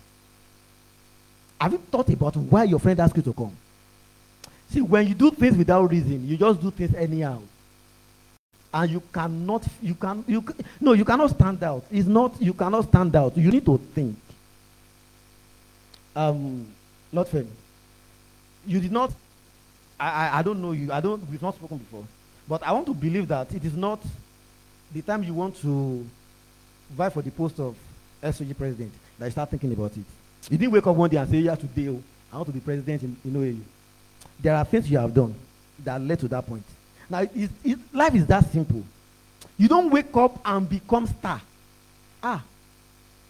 There's a process. Let me rush. I don't have the time. Now, I said critical thinking and problem solving. Now, you cannot do business if you're not solving problem. Ladi Nigeria is solving a problem. If she's not solving a problem, nobody is going to buy. That's the reality. So, if you are seated here, what problem do you want? You want to do business after school? Agreed. What problem do you want to solve? Oh, everybody is doing the thing I want to do. Everybody is doing the thing I want to do. How do you want to do yours separately? How do you want to be different? The next one is creativity and innovation. Mr. Olato did justice to that. You must be creative. You cannot just do things anyhow and expect a different result. It don't make sense. Somebody Amy said, doing things the same way over and over and expecting a different result. This is the correct definition of insanity. Except somebody knows the all right. Now, why you go think, say, the same way you will do things, and you will do them forever? I think they expect the same result. I'm sorry. They have left you behind. The next one is communication and collaboration. Ladi Nigeria did just that. I won't go back to it. Digital literacy. See, our professor, our mother, is saying that she has started using LinkedIn. How old are you? It's not, see, a lot of people tell me that, oh, I'm social media I recently want to employ a lady as a social media manager. And yes, she creates content and all of these things. But when we got to the room, I realized this lady does not even understand what the drive behind Facebook, Instagram. How do I employ you? That you post your picture on Instagram and they like it because half nude does not mean you're a social media manager. It does not make you an influencer. What did you influence? Yesterday night, I was talking to my guys and I said, sometimes everybody want to be influencer. Me, Samuel, I want to be an influencer, but not in that time. An influencer dey prison now.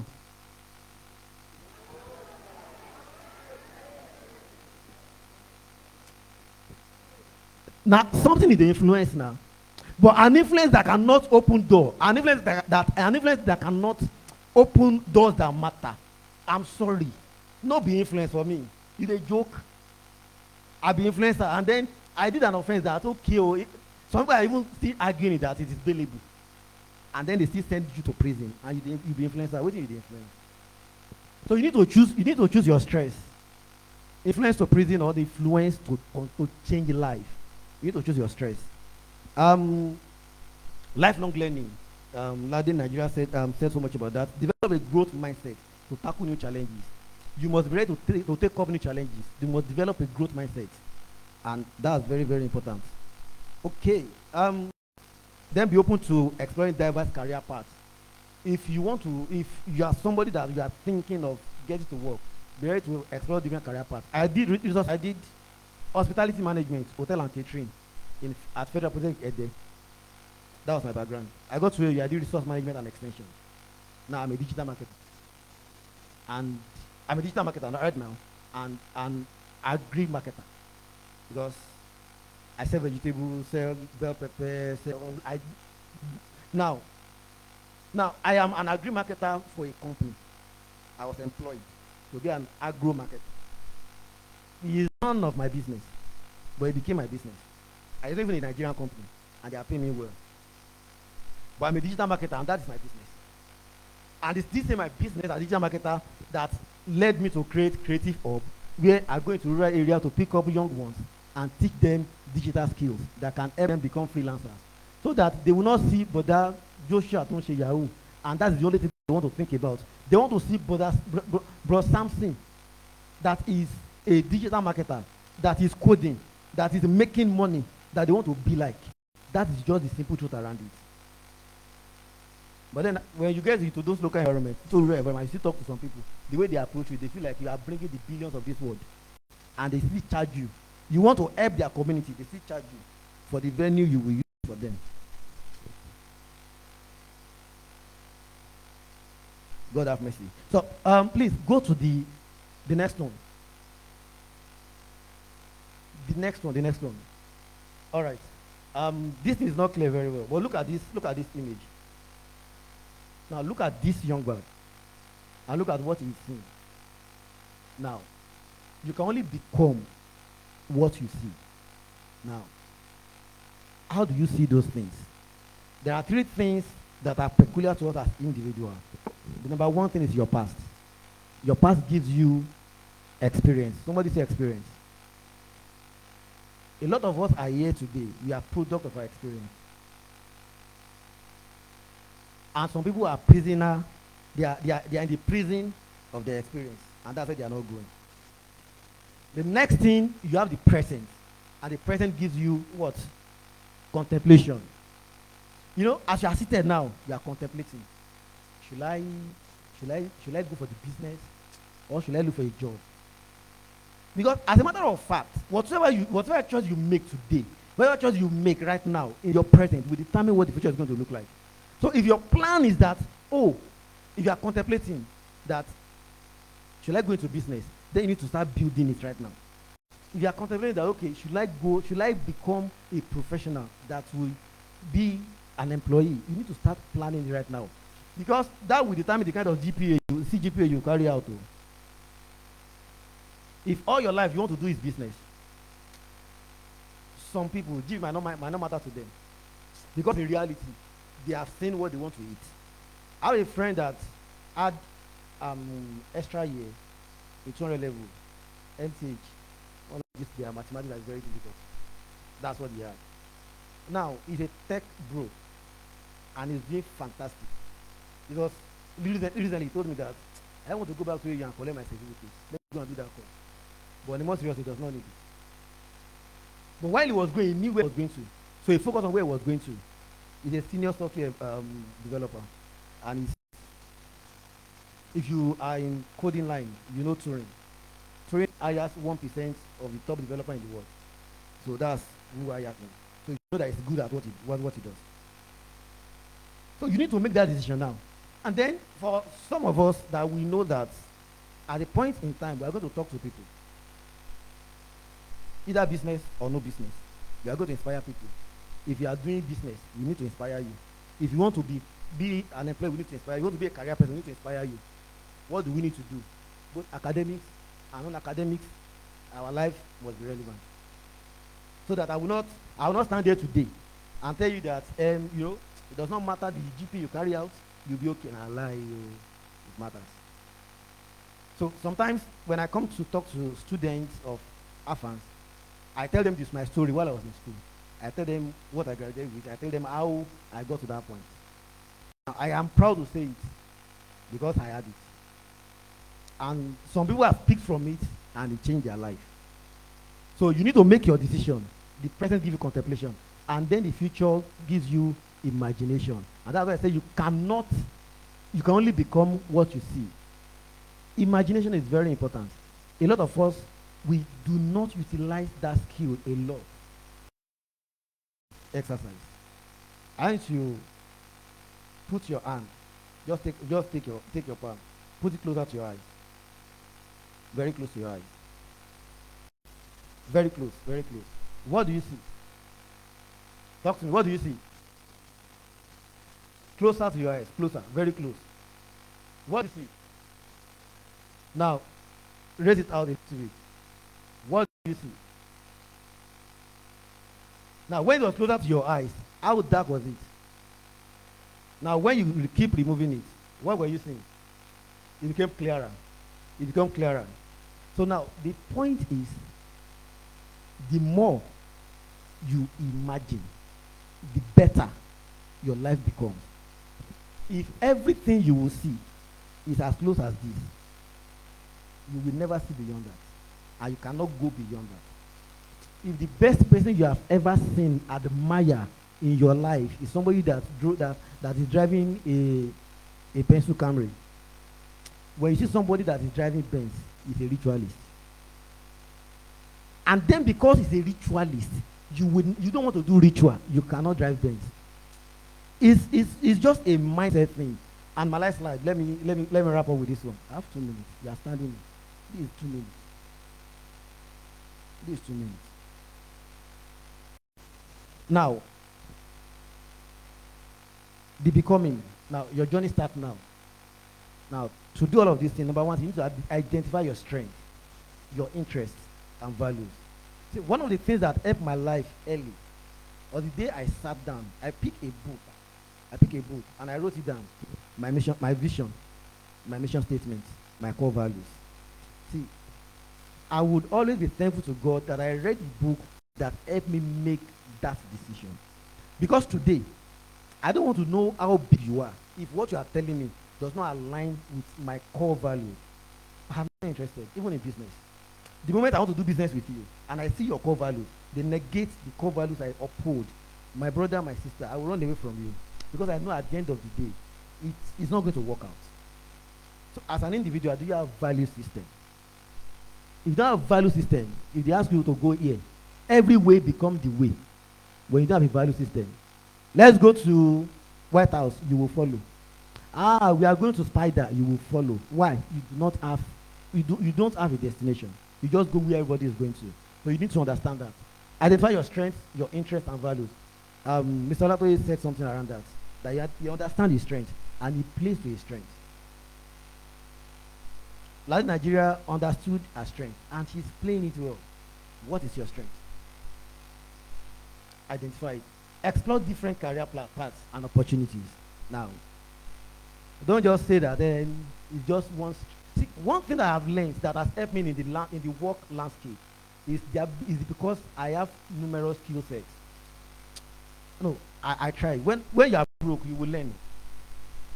When I was broke, I learned skills, graphics, social media management, website design. I learned all of those things. So when I get into a particular company, and then you employ me as a digital marketer, I'll do your PPC, I'll do your SEO. Then I will look at this. Your website is not looking okay. You can do something around it. Then you give it to me. I'll do it. The day you are downsizing, I'm not the first person you will downsize. Because you know that I owe the key to your media. If I leave, you go crumble. I sacked one of my employer. Because when you work in a place, you're either learning or earning. And there's a phase you get to that your learning stops, that you need to start earning. And if you're not earning, my dear, because if you stay there, your learning will stop. You will not grow. You will have to force learning outside. So when I realized I'm no longer learning in this place and I'm not earning, I told him, it's time to leave. It's time to move. It's that time he now told me, hey, I will increase your salary. I'm no longer interested. I'm sorry. I don't move. Now, after I left, we were now paying for consultants for the next 3 months. Because what I held in that company, I knew it. I knew that for you to step into that shoe, if they employ somebody to do that thing, you will crumble. No be lie. Because the capacity is much. I do overnight just to make sure that I meet up with those things. So when you build capacity, it is difficult for people to let you go. Your best staff that is giving you results, you cannot just go away. You will think about it before you do that. Develop a strong skill set through education and experience. I think Mr. Lawyer has done just to that. Build your network and connect with professionals in your field. He said, network strategically. You don't hear that. This is repetition. Be proactive. Embrace challenges and take initiative. You know the difference between people that are proactive and people that are active. You know the difference. An active person will wait till this thing is about to fall before he picks it up. No, till this thing falls before he picks it up. A proactive person will hold this thing so much that it will not fall. A proactive person think ahead. But you cannot think ahead if you do not read. You don't attend conferences. You don't take action. How do you want to think? What do you want to think about? I am saying it and saying it again. The people you follow on social media, this on a general note, the people you follow on social media and all of those things, you need to change them because it's affecting your thinking. And until you can think right, you cannot do right. What you see affects all of us. We are product of influence. What we read, the people we meet, people we give our airtime to. Airtime, not your airtime. You can give it to your girlfriend. Your airtime. People that you listen to.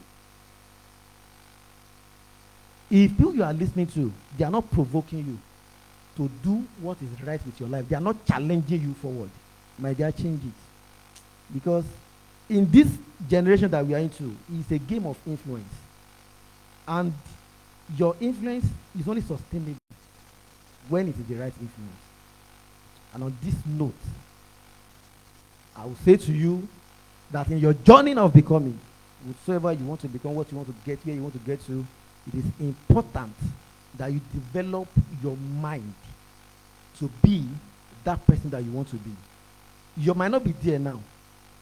You might not be there now, but start visualizing. Start visualizing. Start visualizing.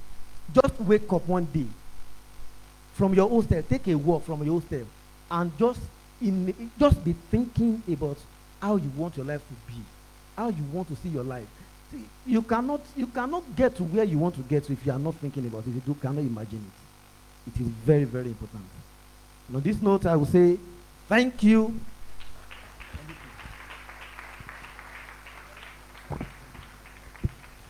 Ladies and gentlemen, please put your hands together for Mr. Sam Abubiade. Hey. You see, I believe he used to come to OAU community regularly because he has spoken some things that are things that directly speak to our community. And once again, I say thank you very much. God bless you. Put your hands together once again for Mr. Samuel Abubiade. The beginning part of what he said. Into a business lórí WhatsApp.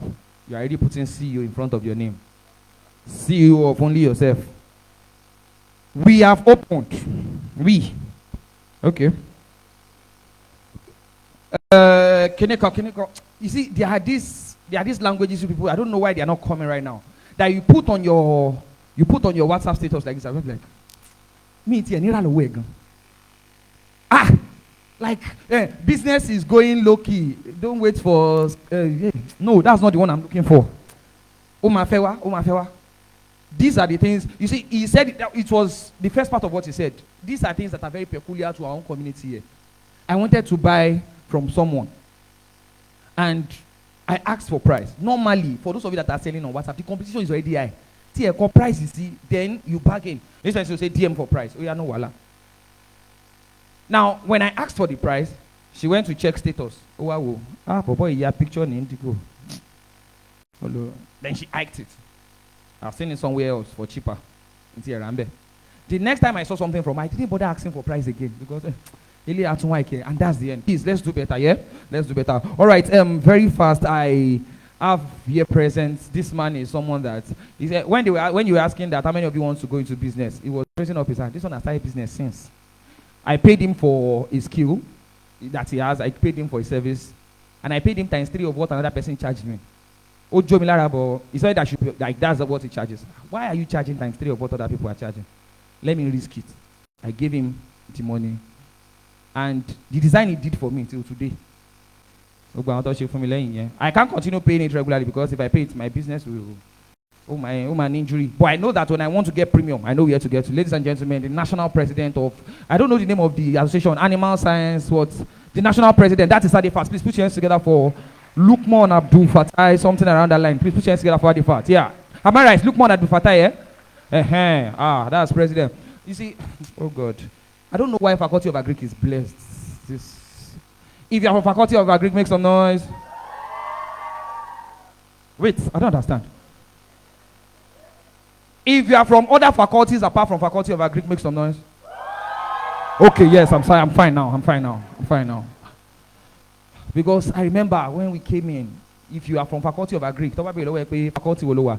because there's this belief in OAU that people in agric are people that wanted to do medicine, and they will now ask you that we are in what department. And actually, when I wrote JAMP, is they now said the cutoff mark is just 1 mark. Oh, then, but I know that when I get to part 2, I will cross. Pele, Ara cavalry. What are you crossing to? Where are you crossing to? And this audio, was it video or something? You are broke. You are. If you are in part 1, you will not understand. You are short. You are black. I think it was animal science too, Abi. See animal science people doing big things. So put yours together for yourselves, man. Yes. Very fast. People that are not in animal science. What one, Joe Lara. They said wherever you are, you can be a difference than people that what you do. All right. I have a very special. We have very special guests here that are here for presentation. These are representatives from School with Special Needs in Ife. Ladies and gentlemen, please put your hands together for School of Special Needs in Ilare Ife. Please put your hands together for them as they come for their presentation. Appreciate them. School of Special Needs Ilare Ife. They came here all the way from today is Saturday. They are supposed to be resting at home, and they still came here to do their presentation and be a part of this event. Thank you very much. Yes. Please, can you please jam your hands together for them? If you are conversant with the system of programming in Nigeria, you will observe that PWA, they are not disabled, they are able people, are not put into consideration when doing program. And I've taken responsibility upon myself and on my team to look onto these people, and thanks to Yali Oshun, my team, and we've been doing stuff regarding people with ability to let the world know that they are more than capable. This boy cannot see, can see, and he's here to show you the talent that he has, likewise with the lady. Can you please jam your hands together to encourage them? Pé mo jẹ́ disabled, kò pé mo ṣe bẹ́ẹ̀ pé mo jẹ́ disabled, kò pé kí mo jẹ́ níyàn. Condition tí mo wà kò sẹ́yìn Ọlọ́run o. Tí mo bá kàwé mi, màá jẹ́ ènìyàn láyé. Ṣé wọ́n yóò jẹ́ ènìyàn láyé? Màá jẹ́ ènìyàn láyé. Pé mo jẹ́ disabled, kò pé mo ṣe bẹ́ẹ̀ pé mo jẹ́ disabled, kò pé mo ṣe lénìyàn. Condition tí mo wà kò sẹ́yìn Ọlọ́run o. Tí mo bá kàwé mi, màá jẹ́ ènìyàn. Ṣé wọ́n yóò jẹ́ ènìyàn láyé? Ṣé wọ́n yóò jẹ́ ènìyàn láyé? Ṣé wọ́n jẹ́ disabled? Kò pé mo ṣe bẹ́ẹ̀ pé mo jẹ́ disabled, kò pé mo ṣe ènìyàn. Ṣá tí mo wà kò sẹ́yìn Ọlọ́run. Tí mo bá kàwé mi, màá jẹ́. Ṣé wà yóò jẹ́ ènìyàn láyé? Ṣé wà yóò jẹ́ ènìyàn láyé?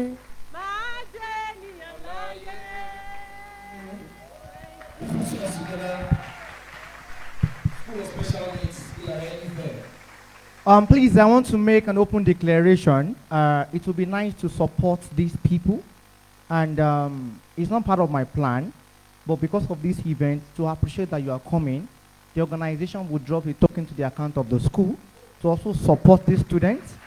And this is also to call every brand, every individual, how they are looking at this, watching this live, and will watch this, that. You need to consider every other person, because no one is born useless and no one is purposeless in life. That you can do that you can do is a privilege.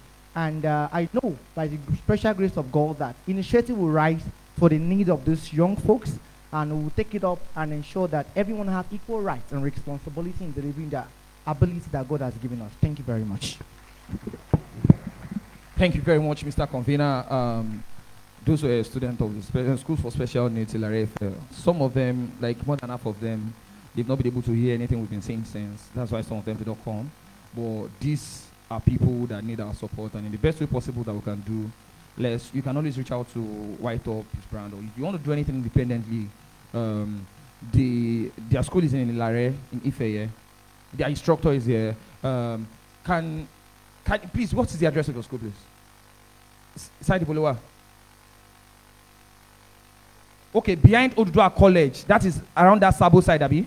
Yes, that's around that Sabo side, behind Odudua College. You can even, you should be on Google. You can just check on Google Maps, School for Special Needs in Ilare, Ife, and whatever you give will be highly appreciated in making sure that these guys are not just relegated to the background and they're able to do something with their lives. So thank you very much, School of Special Needs in Ilare. Please put your hands together for them once again. God bless you. Thank you very much for coming around. We really appreciate you guys. All right. I said something the other time. I said this event, whatever all what we've been doing since, it's been streamed live on YouTube. And if you want to, maybe you want to screen grab a part of it where your face is showing to show your people that yes, I want to one there. You can just go there and subscribe, you know. And we have loads of content that are very nice that you want to consume. I don't know, Mr. YTOP, some of the slides that were used for this event, would there be link as a description in the YouTube page? There's a link for some of the slides that have been used there under the YouTube page that you can get access to and redigest them for active for good utility, so that we're able to get good utility out of this event.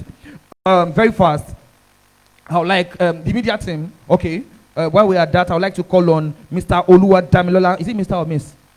Oluwadamilola Ayu Ajakai, where are you? Please make your way to the front here. Please put your hands together for her. She comes forward. Hey, yeah. There's something I like about this YTOP vest. Damn, Larry, I need two of these. Two. I won't ask for one. Muniran came down. All right, please. She's going to tell us about the YTOP community here. Good afternoon, everyone. My name is Oluwadamilola Ajakai, and I'm the regional coordinator for YTOP Global. So I'll just give a brief about what we do about in the community. So YTOP Global is a registered non-profit organization, and what we do mainly is youth development, youth enhancement, and majorly we reach out to teenagers and youth.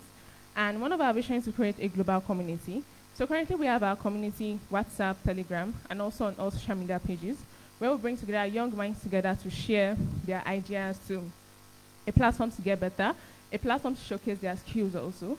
And currently, our impact so far, we've reached over 70,000 individuals worldwide. And currently, we're established in 7 universities, for year X2, AFWED, and other universities in Nigeria. And so far, we have carried out over 115 projects. And we've reached over 45 locations around the world, and we have 1 global community. So what we do, majorly have community engagement programs, and those are on our platform currently. They're a part of it. We have our game nights, we have our community reach out, and we also engage in community outreaches. So currently we have our ambassadors and volunteers for the campus, and if you're a part of this, you get to be a part of our community outreach to schools, to all community development programs, and we also engage in partnerships, organizations, and institutions. So also, upcoming, we have our Rise of Warriors, which is a 3-week program, leadership development program, for youth around the world to come together and learn about these basic social and emotional learnings that leaders need to build to be a better leader for tomorrow. We also have our YTOP and Friends program, where we bring about everyone that has been a part of our YTOP program from the beginning of the year to the end. And we come together to share our experience, we come together to share our ideas, we come together to share everything we have done through the year. And I can assure you, if you're part of this community, you definitely get to develop and become a better individual, and also become the leader of tomorrow that you want to be today. So to know more about it, you can just check out our website, ytopglobal.org, and also on social media. Thank you very much. Oh, good.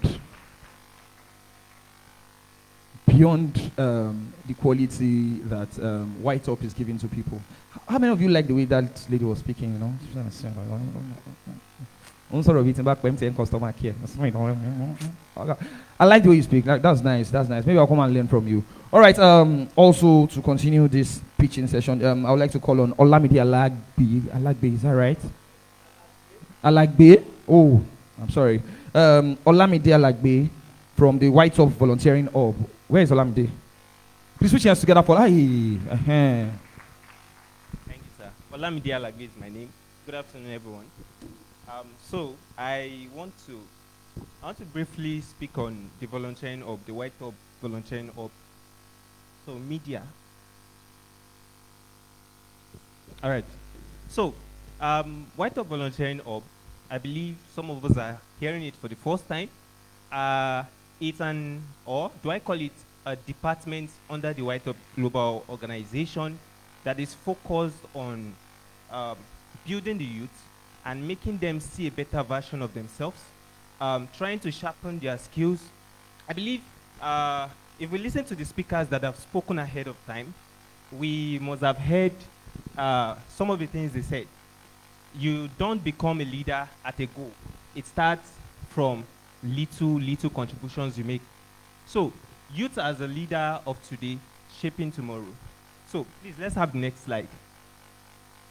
Okay, so this is a picture of the community. We're actually more than this. This is just a few of us.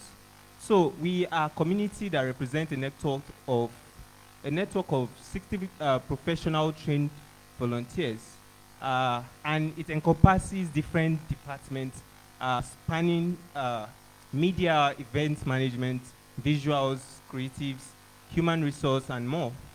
Let's have the next slide, please. So, like we mentioned, it's a youth-led organization as a whole. That's our canopy. Let's have the next slide. So our vision, we are a community of change agents who are dedicated to community growth and social economic development to drive sustainability development. Let's have the next slide.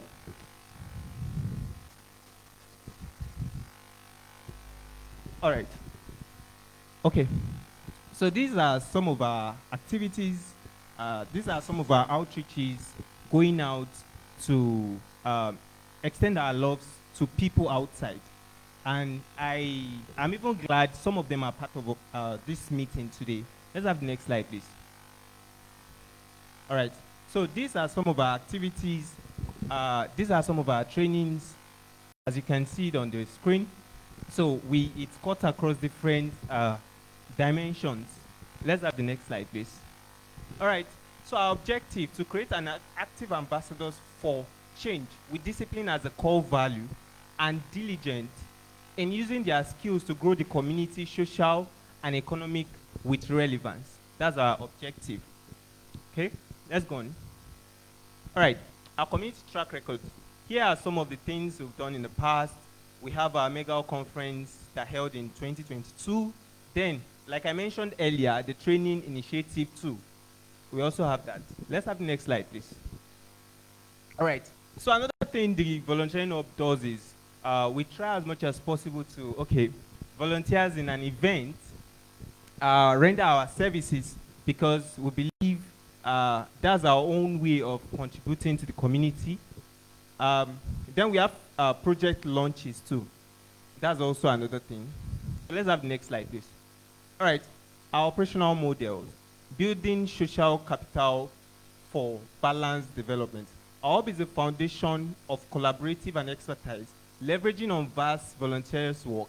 We employ, recently in January, we made the space open for people that are interested.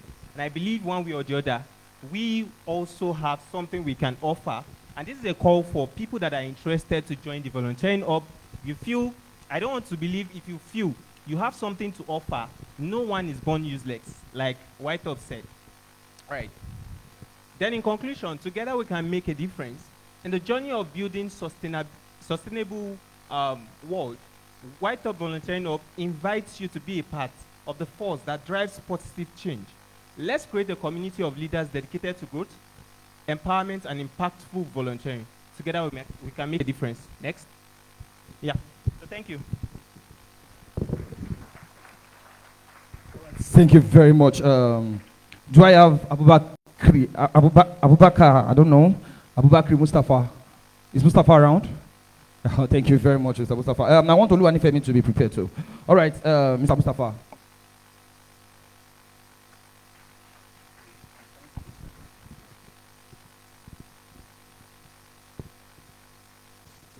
Yeah, good afternoon, everyone. My name is Mustafa Abubakri. I happen to be the campus coordinator for the YTOP Global Campus Ambassadors on OAU. And these are my team, the General Secretary, the Deputy Coordinator, the Financial Manager. Thank you so much. So basically, from the past speakers, they talked about the two main departments that we have in YTOP Global, the volunteering hub and the campus ambassadors. So we, the OAU campus ambassadors, we run a lot of activities covering from personal development, self-discovery, community services, school outreaches, and so on. So basically, when we talk about OAU campus ambassador, we look at how we can come together as young people, as young mindset that we want to grow, and we believe that that is the joy of humanity. So we look at it because our primary assignment on this campus is our what? Everybody should believe that it is our academics. So from past of our records, as at last session rather, the average CGPA that we were able to produce in our organization, the average CGPA is 4.49. As the average CGPA, 4.49. Despite the fact that we were able to collaborate with a lot of organizations, we were able to balance and manage some other activities aside academics, be it our school outreaches, community services, a lot of things. But with that, we were able to also set aside some time to just face our academics. Also, we were able to also collaborate with some of organizations that we run some other programs. And as well, we also make use of the fact that our mission and our vision should be aligned to the SDGs, the Sustainable Development Goals, as the mission of 2030. And a lot of, not to waste much of our time, yeah, YTOP, all of us that are here, we are familiar with what YTOP is all about. We are young. If we look at the average age that we are present there, we can say we are young.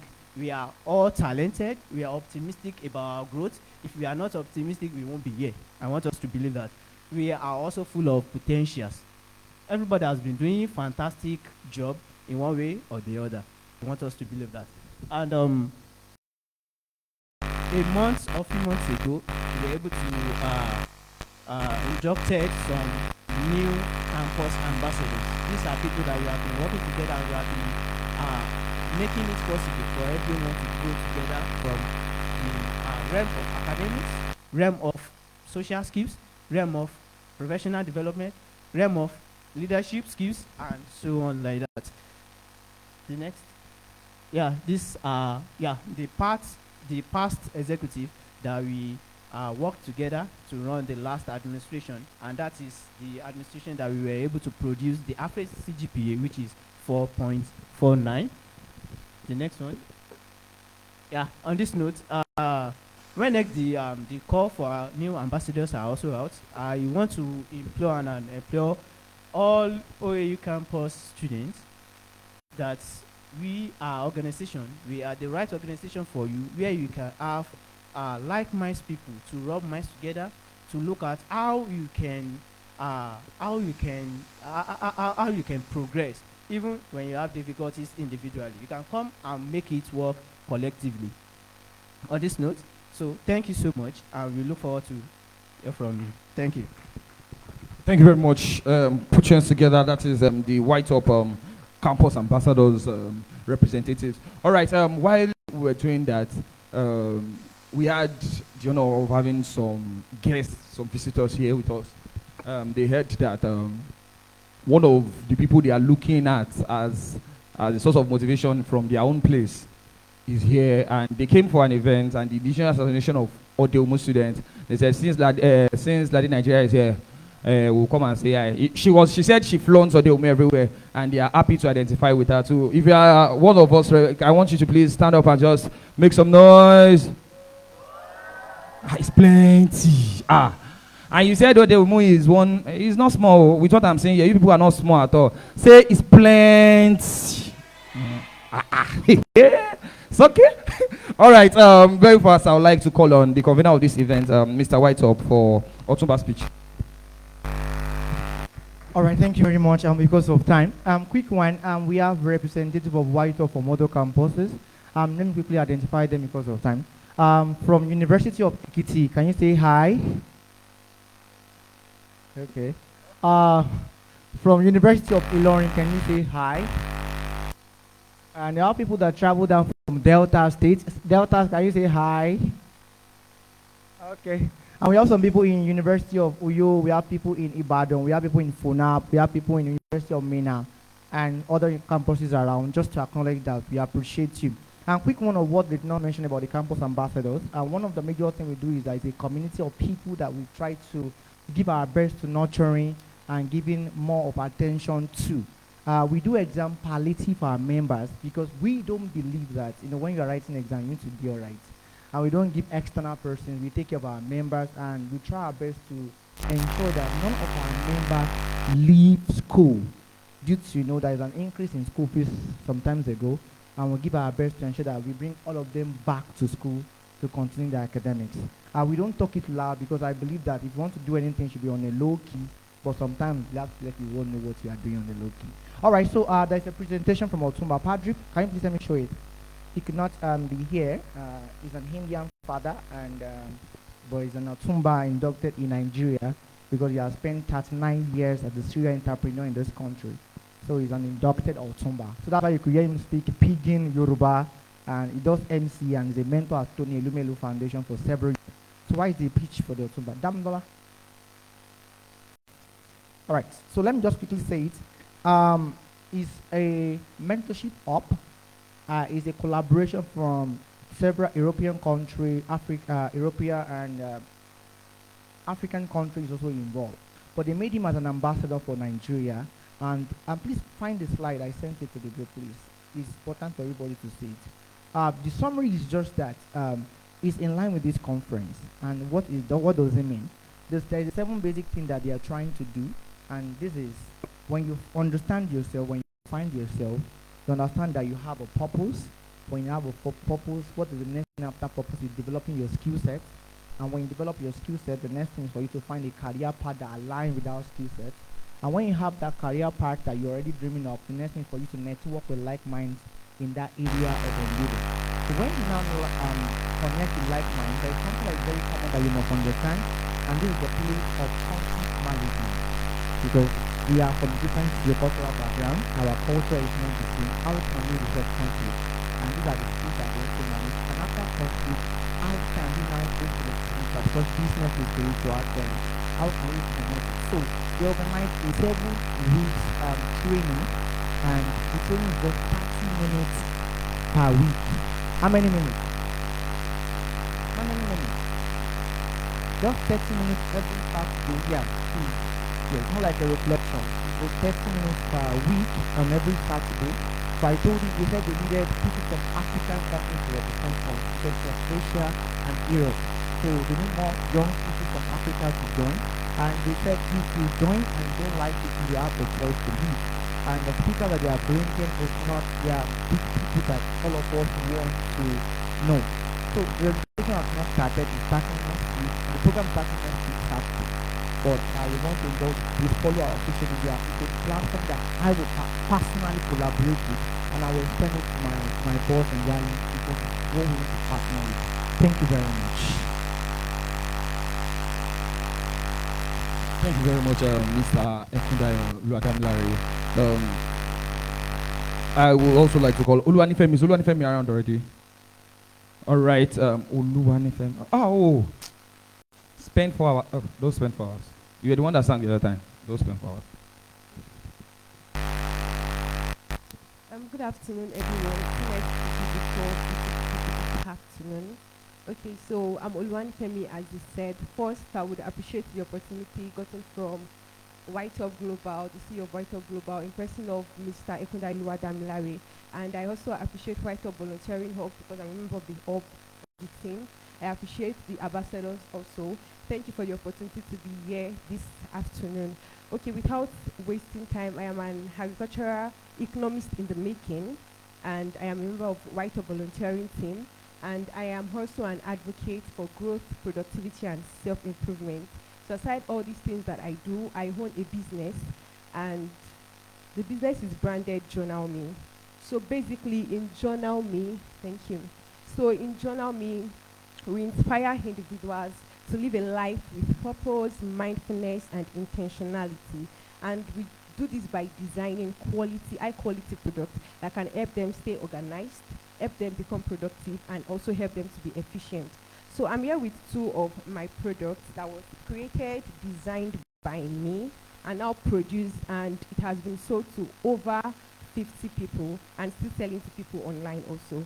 So I started late last year. So these products they do the same stuff, like they do the same thing. It helps you organize your daily activities, helps you manage your time with intentionality and effectively. It also helps you to track your activities towards you achieving a particular goal. So if you have like a particular goal or something you want to achieve, what are the things you do every day to achieve those things? So you have spaces, the interiors are designed to help you achieve those things. So it has, okay, let me start with Become a Better You Journal. It has a space for daily affirmation where you can easily write out your daily affirmations and you just say them to yourself daily. Then it also has a space for weekly schedule where you can write down what you have to do like part-time anytime in the week. So maybe Sunday, Monday, there is a particular activity you want to do, so you can like have it written down here. Then it has another space for you to write down your routine.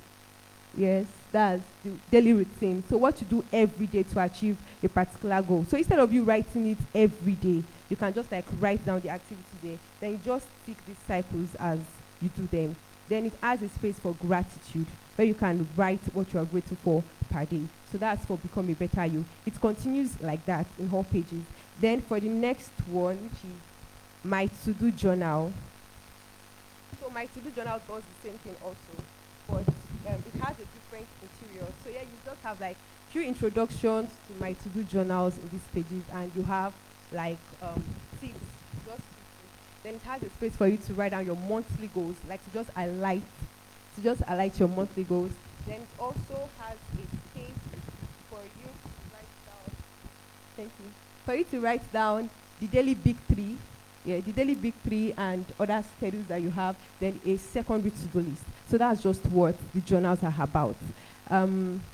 So for the first 10 people that would love to get the journals are displayed outside. So it's on discount for everyone here. So if you would love to get the journal, it's on discount already, you can get it. Then for the first 10 people to follow me on Instagram, to follow my page on Instagram, you'll be getting a gift from me and my Instagram tips and other things that will help you. Thank you. I remain Nifemi. Please put your hands together for Nifemi. In case you don't have data and you want to follow, you want to be part of the people that will enjoy the giveaway she has for you, I will switch on my data very soon, so you will join. For those of you that want to. All right, very fast. We have to move to, like we're getting to the end of this event, and this is the panel session. I will be inviting off stage here people that have shown over time that yes, they are qualified to be on this seat. Ladies and gentlemen, the first person I will be introducing to come off stage here is we call him the 01 of OU Student Union. Ladies and gentlemen, please put your hands together for Abbas Ojo. Abbas Adeyemi Ojo, the Student Union President of Bafemi Awolowo University, Great Ife Student Union, the 001 himself. Yes, that is Lord Fem, Abbas Ojo Adeyemi, Lord Fem. Affectionately known as Lord Fem, hailing from the arts of Gbogbon, Osun State. Lord Fem embodies the essence of conscious leadership and effective representation. His journey began as a beacon of change within his academic community, where he ascended to the esteemed role of class representative, leading a cohort of 800 internet business school. Lord Fem's credentials are matched only by his boundless compassion and visionary leadership. As expert president of the Nigerian Association of Agricultural Students at OAU, he spearheaded transformative initiatives, securing vast acres of land for agricultural practice and providing financial aid to students in need. Today, as the esteemed president of the Great Ife Students Union, Lord Fem stands at the helm of a community of 30,000 minds, guiding them with empathy, integrity, and unwavering dedication to service. In Lord Fem, we find not just a leader, but a beacon of hope. A visionary who understands the true leadership is not a title, but a sacred call to uplift, empower, and serve. With a spirit as resilient as it is compassionate, he envisions a future where every student thrives, not just academically, but socially, personally, emotionally, and mentally. Ojo Abbas Akinremi is more than a leader. He is a catalyst for change, a champion of progress, and a testament to the transformative power of servant leadership. Join me as we welcome Ojo Abbas Akinremi.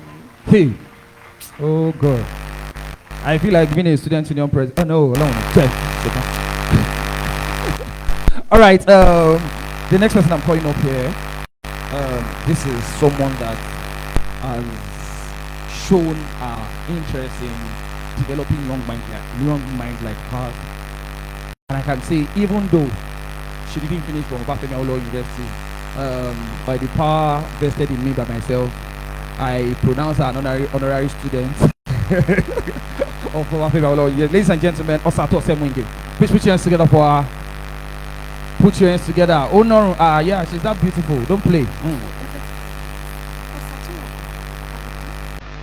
To empowering young people like herself to overcome challenges and to unlock their full potential.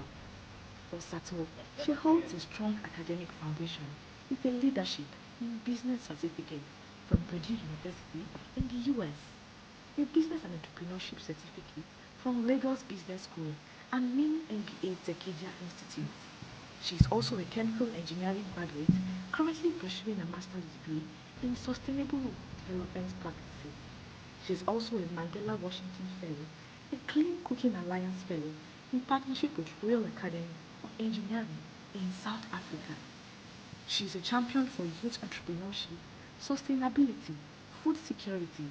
She has also made significant contributions in the meat value addition sector in Nigeria with her business.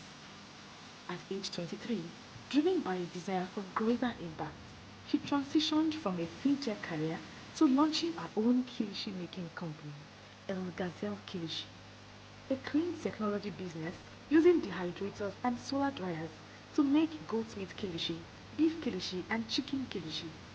Today, her product sells in over 200 supermarkets across Nigeria. Osato's dedication has been recognized through numerous local and international organizations through winning grants from Meta, formerly known as Facebook, the Department of State in the US, and more to win global and local opportunities. Osato currently works on a project as a project manager at the African American Chamber of Commerce in Central Ohio remotely.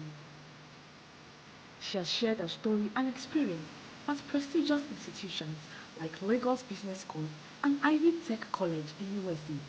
She was also selected as a young delegate to represent youth in agriculture at the United National Headquarters. In 2023, her outstanding contributions to the development of Nigeria in a little way was recognized by the Governor of England, Governor Eric Ogon, and the Vice President of the US through a recognition certificate. Her desire is to inspire others to start writing their own becoming story through her social media posts. Ladies and gentlemen, with a standing ovation, please welcome Osato. Please put your hands together. That is Osato Semwinge. Thank you very much. All right, and you can please have your seat. All right, this next person I'm going to be calling upstage here. She is a coach, an educator, a researcher, and a mother. She is the founder of Get It Right Initiative. Ladies and gentlemen, put your hands together for Dr. Mrs. Adenike Adeyemi. 20 years of marriage, standing strong. My money, hey, don't play. She's that young girl. Don't I'm not ashamed. As a beacon of guidance for teens and young adults, she has spent over 15 years uplifting and mentoring the next generation through a Get It Right initiative. With gentle guidance and a heart full of love, Dr. Mrs. Adeyemi empowers young minds to discover their purpose and embrace God's vision for their lives, fostering a ripple effect of positive change worldwide. Beyond her role as a mentor, Dr. Adeyemi is a revered senior lecturer at Obafemi Awolowo University, where she illuminates minds and cultivates a love for learning in her students. Her commitment to academic excellence shines through her research in animal reproductive physiology, where she delves deep into the mysteries of life, contributing to a greater understanding of the natural world. But Dr. Mrs. Adeyemi's impact extends far beyond the confines of academia. As a devoted wife and mother of three, she embodies the values of love, faith, and family, infusing warmth and joy into every aspect of her life. A marriage of 20 years stands as a testament to the power of enduring love and unwavering commitment, inspiring others to nurture and cherish their own relationships. In every role she undertakes as a coach, educator, researcher, and mother, Dr. Adenike Adeyemi embodies grace, compassion, and strength. Her journey is a testament to the transformative power of love, resilience, and faith, reminding us all of the boundless potential within each of us to make a difference in the world. Join me as I welcome Dr. Mrs. Adeyemi. Thank you very much. Yeah, that was Dr. herself. Now, this person I'm about to call now, when I look at her, I remember those days, the good old days when I was a student. That was like 5 years ago, not good old days then. No. There are some people who graduate 2 years ago. They will now be asking you nonsense questions. Is White House still there? You student can know how to shakosha.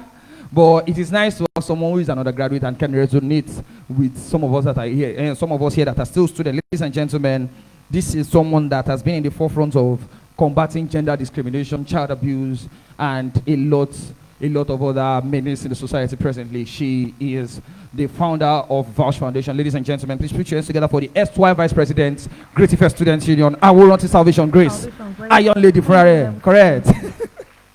Philosophy Department at Obafemi Awolowo University, Ile-Ife, Osun State. Yeah, she will be hosting the panel session. For responsible leadership. As the former Vice President of the Obafemi Awolowo University Student Union, and with involvement in various student political organizations, Grace has demonstrated a commitment to service and community engagement. Additionally, she serves as the Executive Director of Vouch Foundation, a non-governmental organization dedicated to combating sexual abuse, child abuse, and gender discrimination. Grace's leadership and activism highlights her passion for social change, growth, and empowerment. Join me as I welcome Aworanti Salvation Grace. Please put your hands together once again. All right, for some of the questions you guys asked during the question and answer period, a whole lot of them will be tackled during this panel session. So I want you guys to pay rapt attention. And for those ones that will not be tackled, that are very specific to the speakers, we will try to make time for them so that all the questions will be properly done justice to. Ladies and gentlemen, once again, please put your hands together for the panelists. And I want you guys to listen. Thank you very much. Good afternoon, everyone.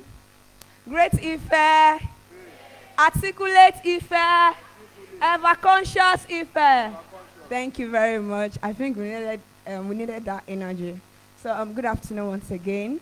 My name is Salvation Grace, and I'm very excited to be hosting this panel session because I personally know two people out of this panelists. So I think I'll be able to vibe, and we'll be able to have a beautiful discussion. So thank you very much, and I hope that you enjoy the discussion. So to start with,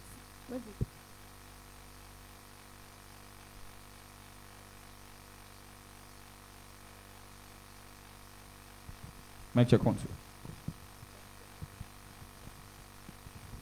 So thank you. So the first question I have there is, Osato, what inspired you to embark on your own personal and professional development, and how has it shaped you to who you are today?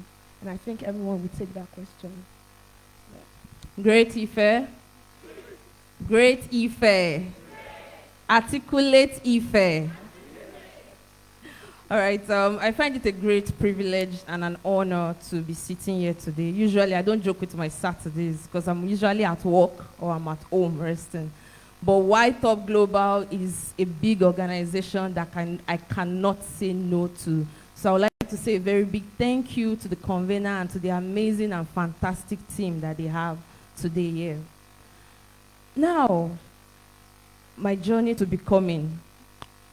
You know, I see life as a very mighty game. Life is a very serious game. And the truth is that all of us in this room today, we are playing that game. Unlike playing station, where if you lose, you can say, okay, I'm going to come for the second round, or I'm going to come for the third round. In this life's journey, we can only play this game once. And that is why it is important that all of us we embark on that journey to becoming. My journey to becoming actually started in 200 level. I called home on a particular day, and yes, I finished from a private school, but my mom never wanted me to go to a private school. Because why? They could not afford it. But my dad insisted, this is the dream he has had for me, the female child, to go to a private school. And 200 level, I called home. Please, I need money, oh, mommy, I need money, of course. And the feedback I got, my mom said it in Yoruba. I'm a lowo, what tani, I feel some school fees, brother. Lowo. And it was that point that I think the spirit of entrepreneurship came up on me. The first thing I ever sold, there was one woman that brings okrika clothes to our hostel. So I met her. I said, Ma, I just matter okrika for me. You'll be giving me 700 naira. I will sell it to 1,000, and I will give you your money back at the end of the day. And we agreed. And that was how my first leads me to my first business lesson. Knowing the gifting that each of your team members brings to the table. I had the gift asset. I could make the toast bread very well. My other friend, she had the finance asset. So anytime we needed money, she would bring the money on board. The third person, she had the social assets. So anytime we make the toast bread and we need people to come and buy it, she's going to go and meet them to sell it. And that was how my becoming journey began, because these dots, they connect at the end of the day. Honor is the seed you have to sow before you reap your harvest. From selling toast bread, I started honoring people that were placed above me. And some people here this morning will be thinking, what do you even have to give? 10 naira matters. Oh, you see somebody as your mentor. You see someone that you look up to. Oh God, you know I don't have money. Just take this 100 naira. Just take this 50 naira. And that was how my kilishi business started. From buying it in the supermarket to give as gifts to people saying, oh, I love this kilishi. And I said, not hearing kilishi. And I decided to try it. I went to the north. I'm like, I think I can do something about this kilishi business. I mean, beef kilishi is what everybody knows. I think we can make chicken kilishi. I think we can make turkey kilishi. I think we can make goat meat kilishi. And I think we can make it in a more hygienic way. And that was how my becoming journey started. From 1 room to 2 rooms to a 7-bedded room. From 1 supermarket to 40 supermarkets to over 200 supermarkets. From selling to shops in the community to selling to shops.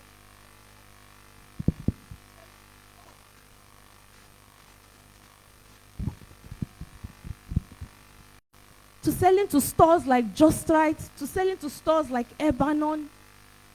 From just a singular idea and just from taking that journey seriously.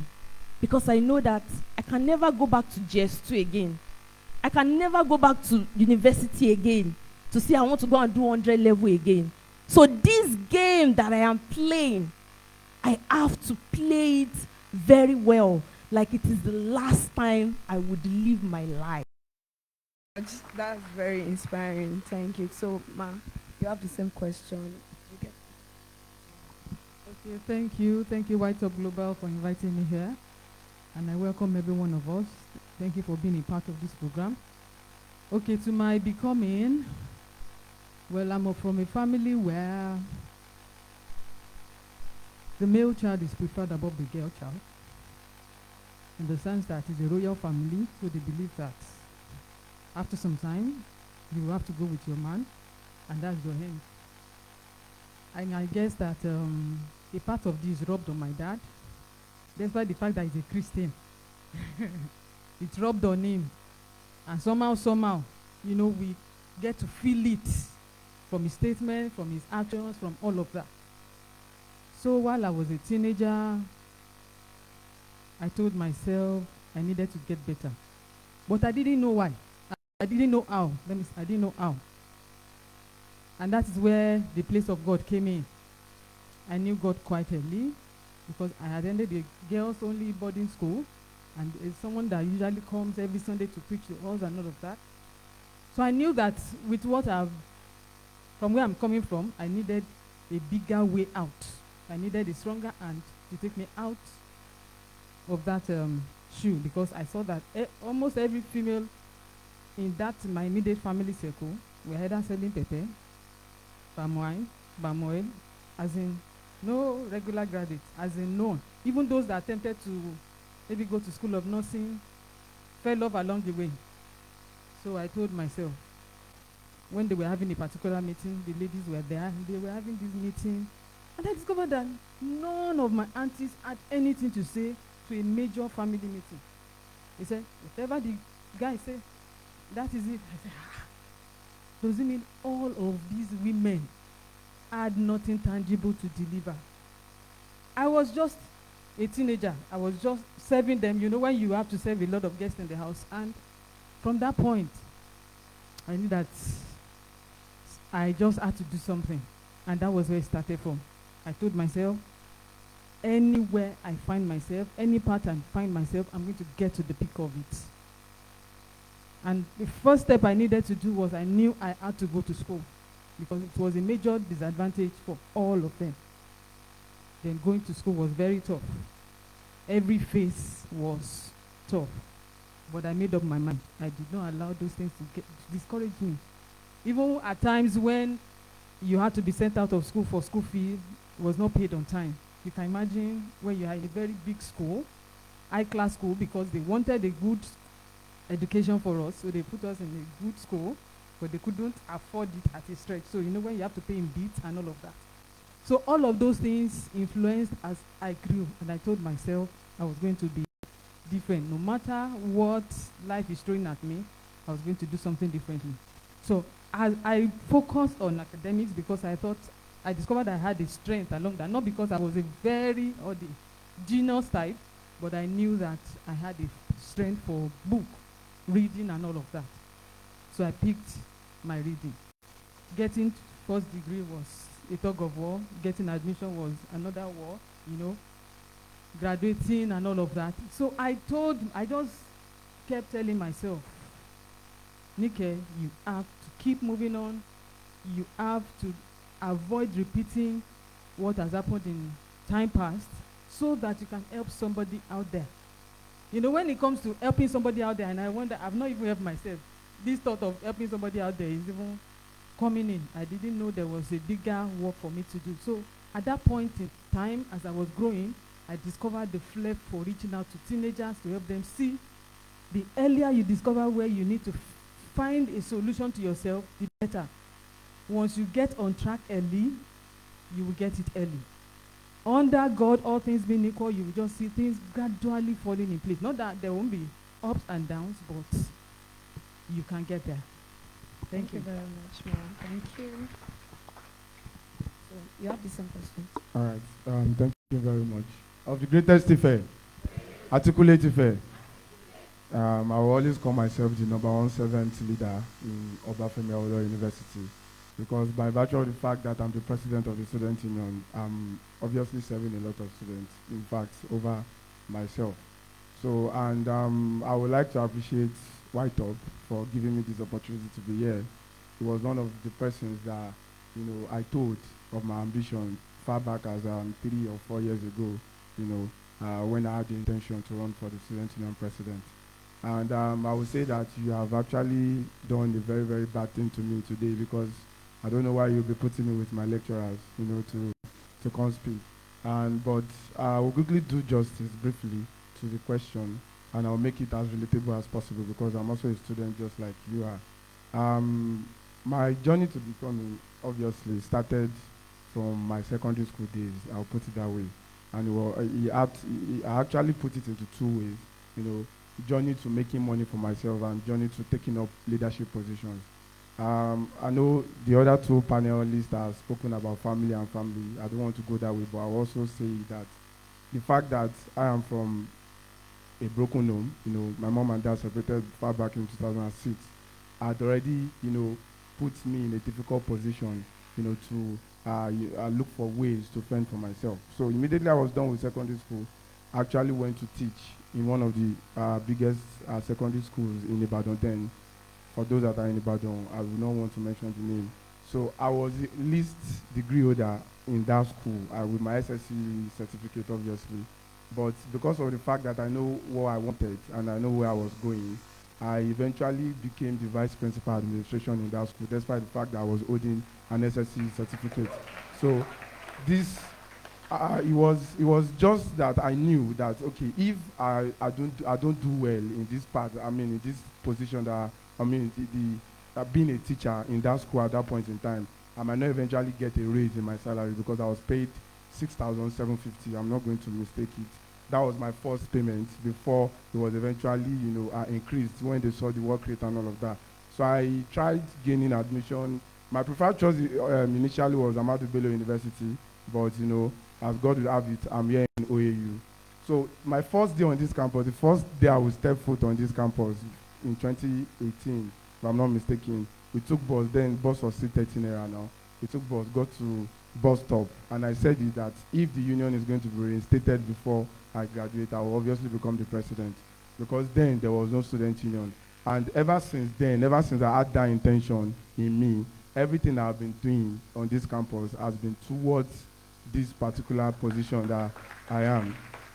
From contesting for the faculty rep at the level of this hall. I think it was inside Adjusted Lecturer that I, volunteered to be the class rep for over 800 students then in part one.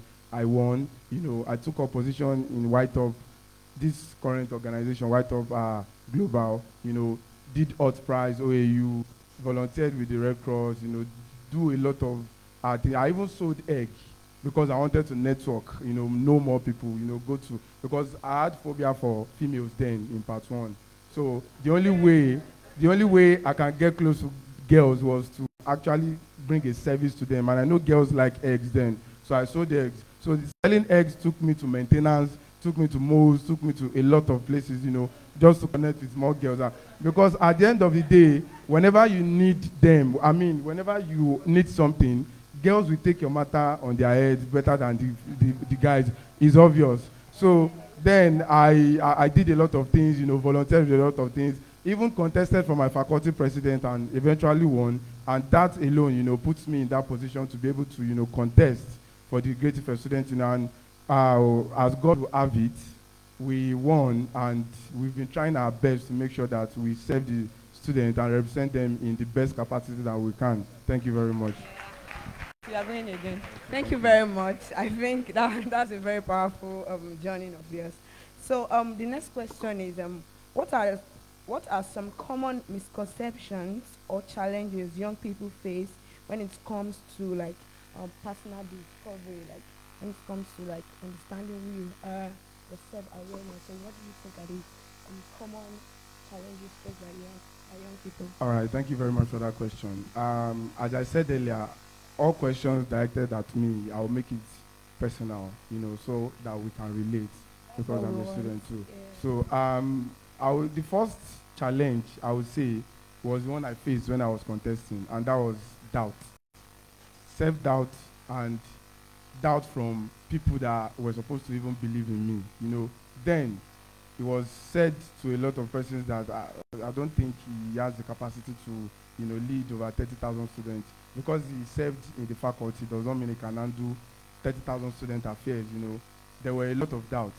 And the fact that I went against 9 other persons that have been there before me, that have served in that capacity before, in fact, I said it to the extent that I might not be able to face the crowd at Amphi Lecture Theatre or Ududua or that. I will definitely flop at the debate or, manifesto. In fact, they told me that instead of going for the president, why not go for director of socials or maybe the secretary general, that I know I don't really need to stress so much before I actually show students that I'm working for them. So the doubts were there then, but I didn't let it get to me because I knew where I was going and I knew I wanted this position. So that's one doubt. The second one, I'll just make it 3. The second one is finances. Let me put it that way.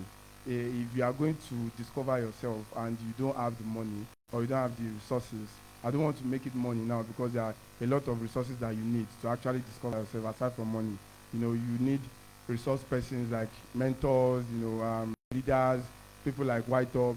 There are people that can put you, let you discover yourself. So you need a lot of resources, both online and offline. So resources that you need to, to discover yourself are actually important too, and they might be challenged for you if you really don't know what you want.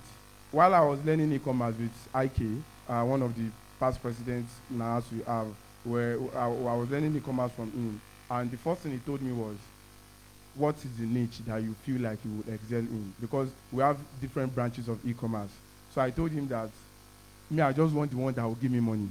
I don't know any niche. Just tell me that, okay, if you go for this niche, you are going to make money. Then he told me that I should go back and think. So I thought about it, and I said I will go for health niche. So because I had him, it was very easy for me to go into that niche to sell hypertension patch while I was in part 2, part 3. Because when we made, our own research and inquiries, we saw that people suffering from hypertension in the country are very, very high. The number is very, very high. So it was very easy for us to pick that because we wanted to solve a problem. So I had him as a resource person to put me through. So there was no challenge for me in that part, but I'm so sure because I relate with a lot of students on daily basis that there are a lot of students on this campus that getting the necessary resource persons or resources to actually discover yourself has been a challenge for them. So that's another one.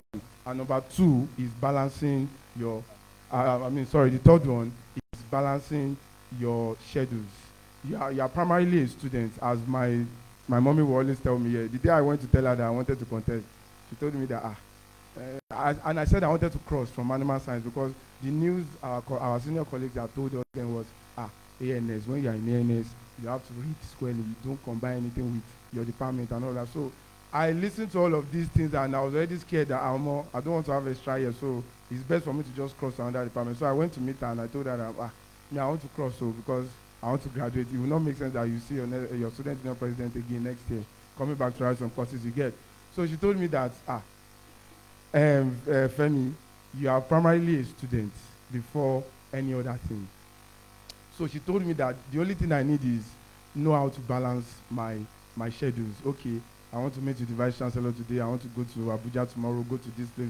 Just know how to communicate with your lecturers. Tell them you'll be absent. When you get back, reach out to brilliant students. I'm not brilliant, obviously. A brilliant student in your class, to put you through what you have missed and all of that. So I believe a lot of students are really finding it difficult to balance their academics with some other extracurricular activities they are doing, other businesses, entrepreneurship and all of that. So with these 3 things, I believe I've been able to coin the major challenges that, we face as a youth in our journey to self-discovery. Thank you very much. Thank you very much. And please don't mind him. It's not easy to become a student union president for OAU. He's brilliant because one of the major criteria to be a president is that you must have at least one. So it's not easy. So it's brilliant. Don't mind him. So thank you very much. So how can young people leverage their strengths and passion to make positive impacts in the community and of course in our immediate community at the world at large, how can young people leverage on their strengths, their passion to make impact in the community? Okay, I'll say that. Let me start by saying that you can't make impact anywhere if you feel inferior, if you think, if your self-esteem is low, if you find it difficult to relate with people, it will be difficult for you to relate with others, not talking of impacting them. I always tell somebody that, or most times when I talk, I tell people that when I discovered that one of my major agenda is to reach out to young people, I had to learn how to make friends. I'm a typical introvert. I can be indoor, not relate, not go out, not do anything for a long time, and I don't feel anyhow. But when I discovered I had to relate with young people, if you are not friendly, if you are not lively, you can't get them. So I had to learn the how. And if you are going to impact your generation, you are going to have impact on people, then you must learn those things that will help you to fit in. You must learn those things that will help you to be able to communicate and find your niche. You can't be everywhere. You can't flow everywhere. You can't meet every need. There is something that you're meant to do, then you get it and you fit into it. And then with that, you'll be able to, for example, how we are here, YTOP Global, it's not handling too many things. It's so clear. Youth, empowerment, development, and all of that. Do you get it? So everything it has to do is reaching out to youth. And that is what it's focusing on. So you discover yourself and then build yourself to a capacity that you can be a blessing to somebody, that you can reach out to others. I hope you get that. Discover yourself. Look inward. How am I wired? What do I need to learn? If I did not learn how to make friends, how to relate, I won't be able to reach out to all the young people I've reached this in my entire years of doing this. Because it's a conscious thing. Some, they need to, you know that they need it.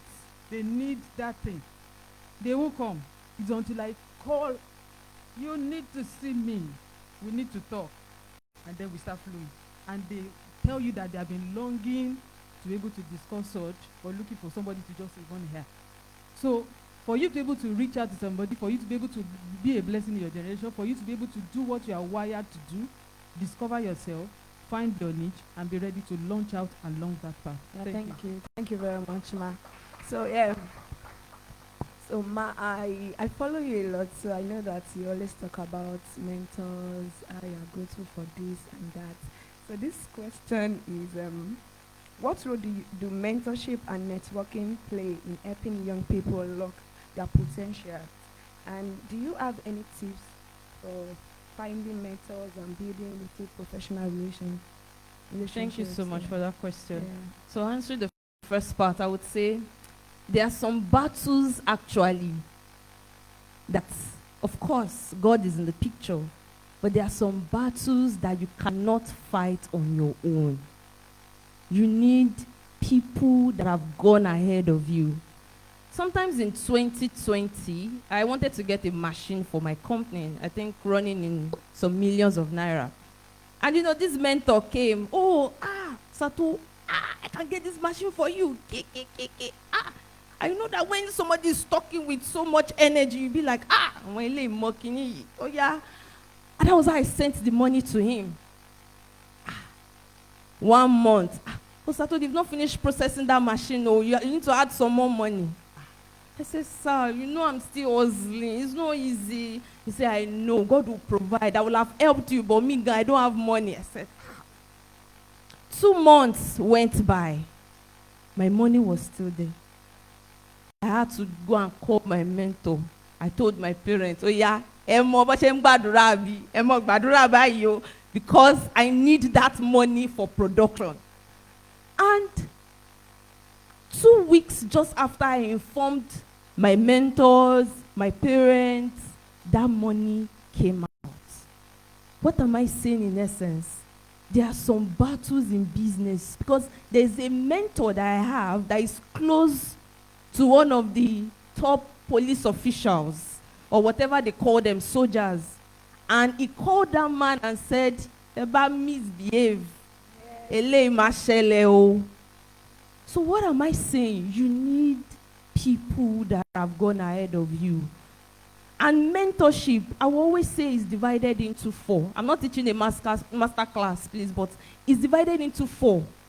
1, for burden bearers. There are some mentors that they cannot give you money, but you'll be like, "Ah, mommy, this is how I'm feeling."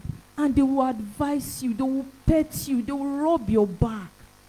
Another one, B, C. C is for, I've forgotten now. B, C, D. D for destiny helpers. There are some mentors that are just here to help your destiny. Just like the convener of this program. For those of you that see him as a mentor, this is a destiny helping stage. Because let me tell you, Mr. Thomason can bear me a witness. There was one speaking engagement I went for in Oshogbo. I don't know if you can still remember. I stammered all through.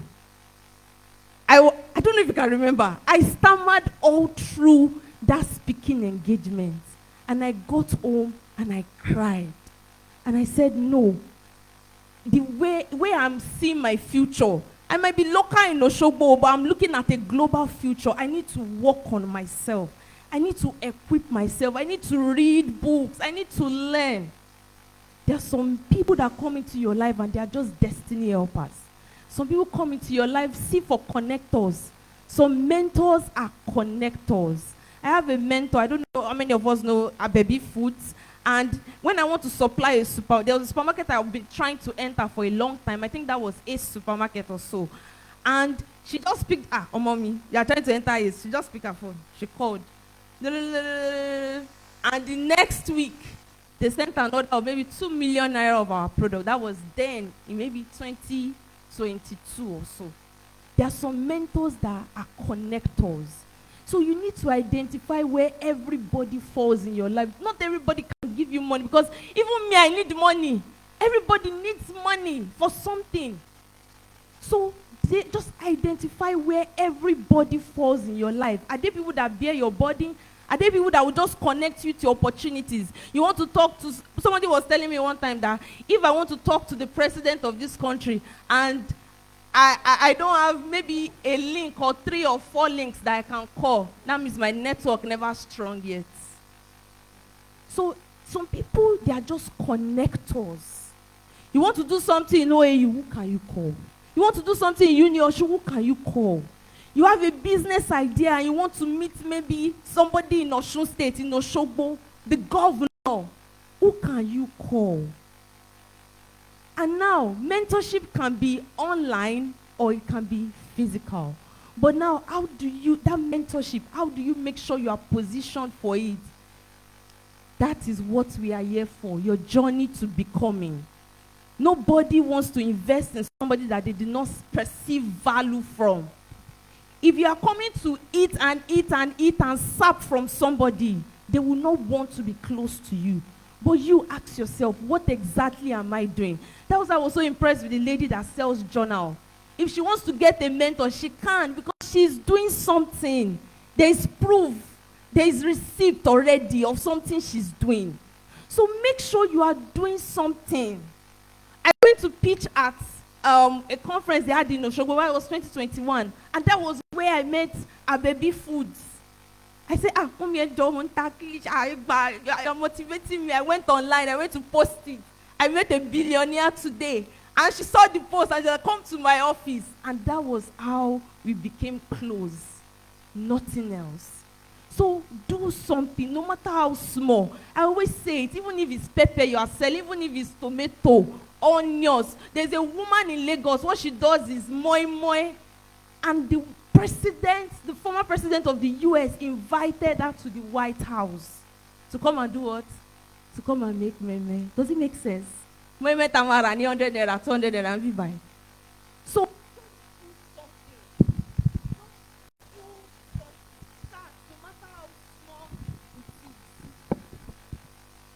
start, no matter how small or how big it is. It's from small things. Great things start from where? Small places. So if you don't start from that small place, You can never tell how big your idea will be. And let me tell you, when I started this kilishi business, I was going at a risk to the north to go and learn. I would dress like the northern people when I go to the north. I will pay an interpreter, interpreter Hausa to English for me, because I saw the future. I made sure I did all that I needed to do just to make sure I see my dream blossom. My dream was kilishi. Let me make different varieties of kilishi. Let me supply in stores. Let me export it. But I was willing to inconvenience myself. I was willing to lose friends just to make sure I meet this dream that I was dreaming. So for mentorship and networking, you are here, you are seated here today. These are avenues where we can network and meet people. Collect their contacts. Don't disturb them. Send them messages. If you have a question, send it to them. Never beg for money. Never ask for money. Never beg, oh, please, I want you to do something. I had one guy that messaged me one time. He said, thank you. I like that I'm connected to you now. I've been willing to raise 3 million for my business. I said, in my mind, I said, me guy, I need that 3 million. No. So please, mentorship is value for value. Let's make sure that we also are doing, you don't need to be on somebody's level to interact with them, but you just need to make sure you are doing something small in your small space. Thank you. Thank you very much. So we'll take 2 more questions, but I will ask the 2 questions, and I want you to just talk about it because of our time. So as we strive to create a more inclusive and inclusive society, how can young people advocate for change and contribute to social justice initiative in their community? How can young people come together to make impact in their respective community? And then the last question, what advice would you give to your younger self or to young people embarking on their own personal journey to becoming? And what lesson have you learned along the way? What can you tell young people in this house? How do you fit it? So we have 2 questions. The first question is that how can young people make impact in their immediate community? And then the last one is just you giving advice, what you wished you had earlier, before now, like when you were younger. So I think we should start from you, ma'am. Okay, for the first one, for young people to be able to impact in their okay, how to start? Well, I think number one, just like one of the things I mentioned earlier, is know yourself and know your area and focus on that. It's very important, because if you do too many things, you will not achieve any tangible results in any of them. Number 2, please don't leave out God in all that you are doing. Why? Because he is the only one that knows you, and he can reveal you to you so that you can know what to do. So many times we just try to figure out what our head can do. And sometimes when we do that, we do a lot of trial and error. But at a point, we usually have at a point where you will know that this is what my heart is telling me, and that is where I should channel my energy, so that I won't get to a point where I'm 40, 50, and I'm telling myself I'm having a midlife career change or midlife decision change or something like that.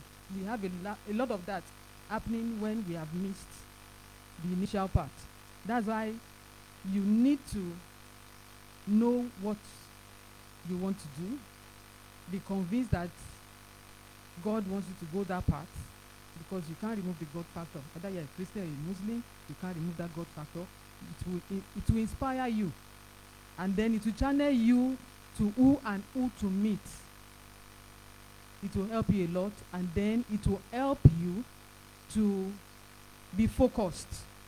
When you know where you are going, it will help you to be focused, and then you can actually begin to network, relate, who is doing what is in my heart.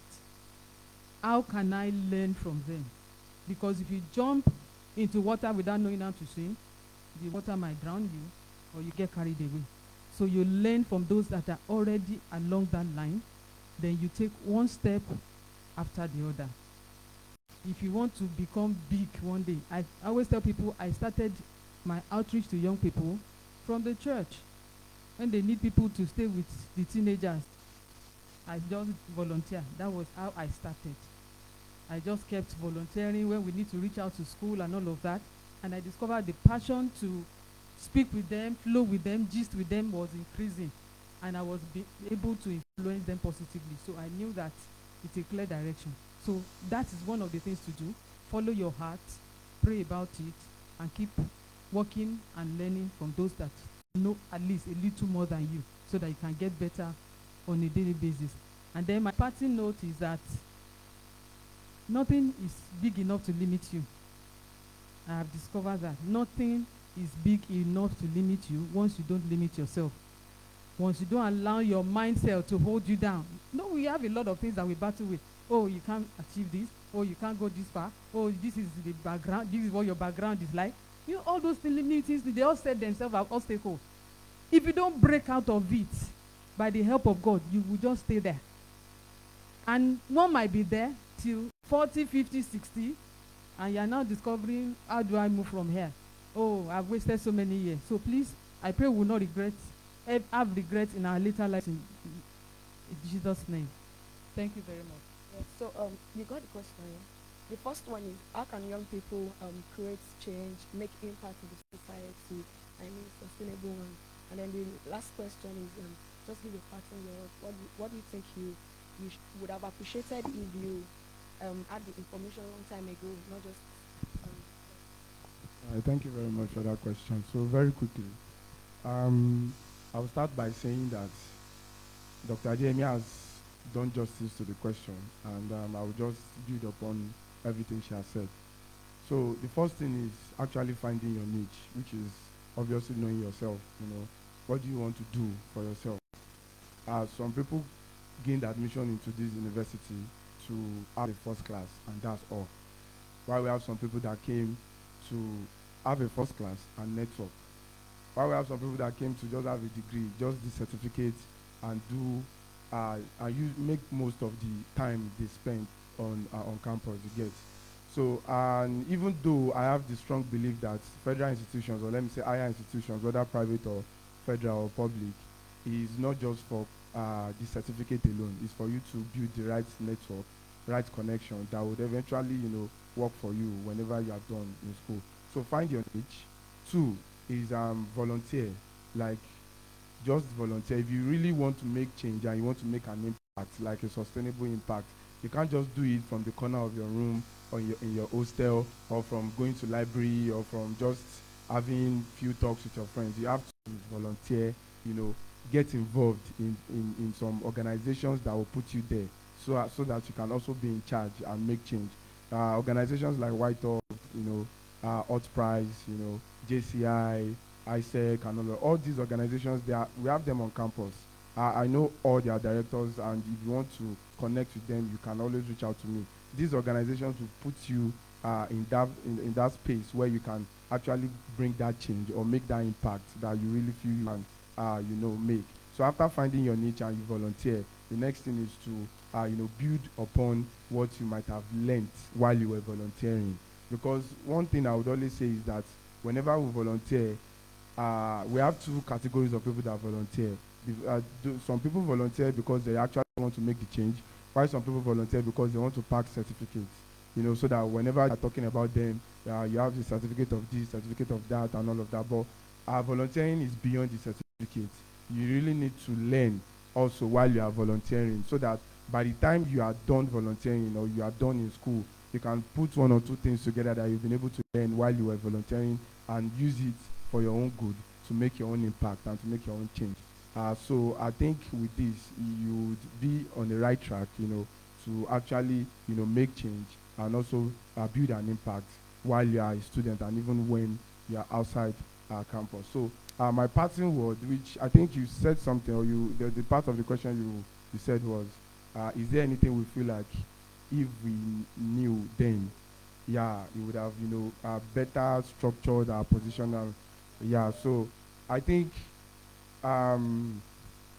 before I gained admission, I've been talking to some persons, that are part 4 penultimate students on this campus, the likes of Shin Obiemi and the likes. And the notion they gave me then was, just come and do it.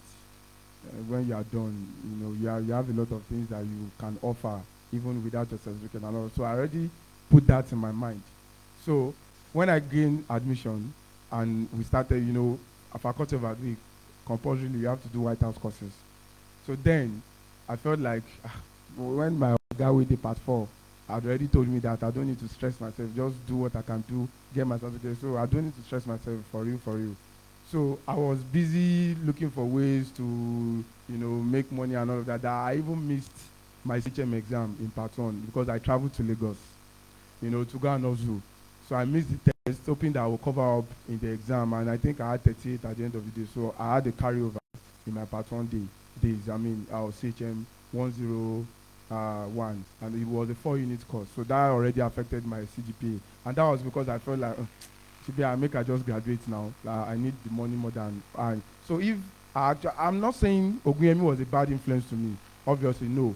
In fact, he's doing very, very well in his industry right now in Lagos.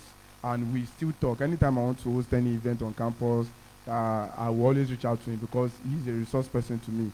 But I think what he was just trying to tell me then is that don't be a triangle student. I mean, from library to room, then to church, or like what he's trying to say is be a 360-degree student, so that while you are learning, you are also doing some other things, so that by the time you are done, you can also have things that you can fall back to. So, but I didn't really see the advice very well in my own head. I just thought that he would just want me to come, and so I took it upon myself and be like, I can't graduate, lecturer and all of that. So it was a very strong conviction for me to miss an important test because I felt like it's important. Sure, you get. So all I would just say is that if I had known then that, or if I had asked someone that told me that, okay, while you are trying to make ends meet for yourself, also ensure that your primary assignment on campus is to get the degree and make good use of your academics. So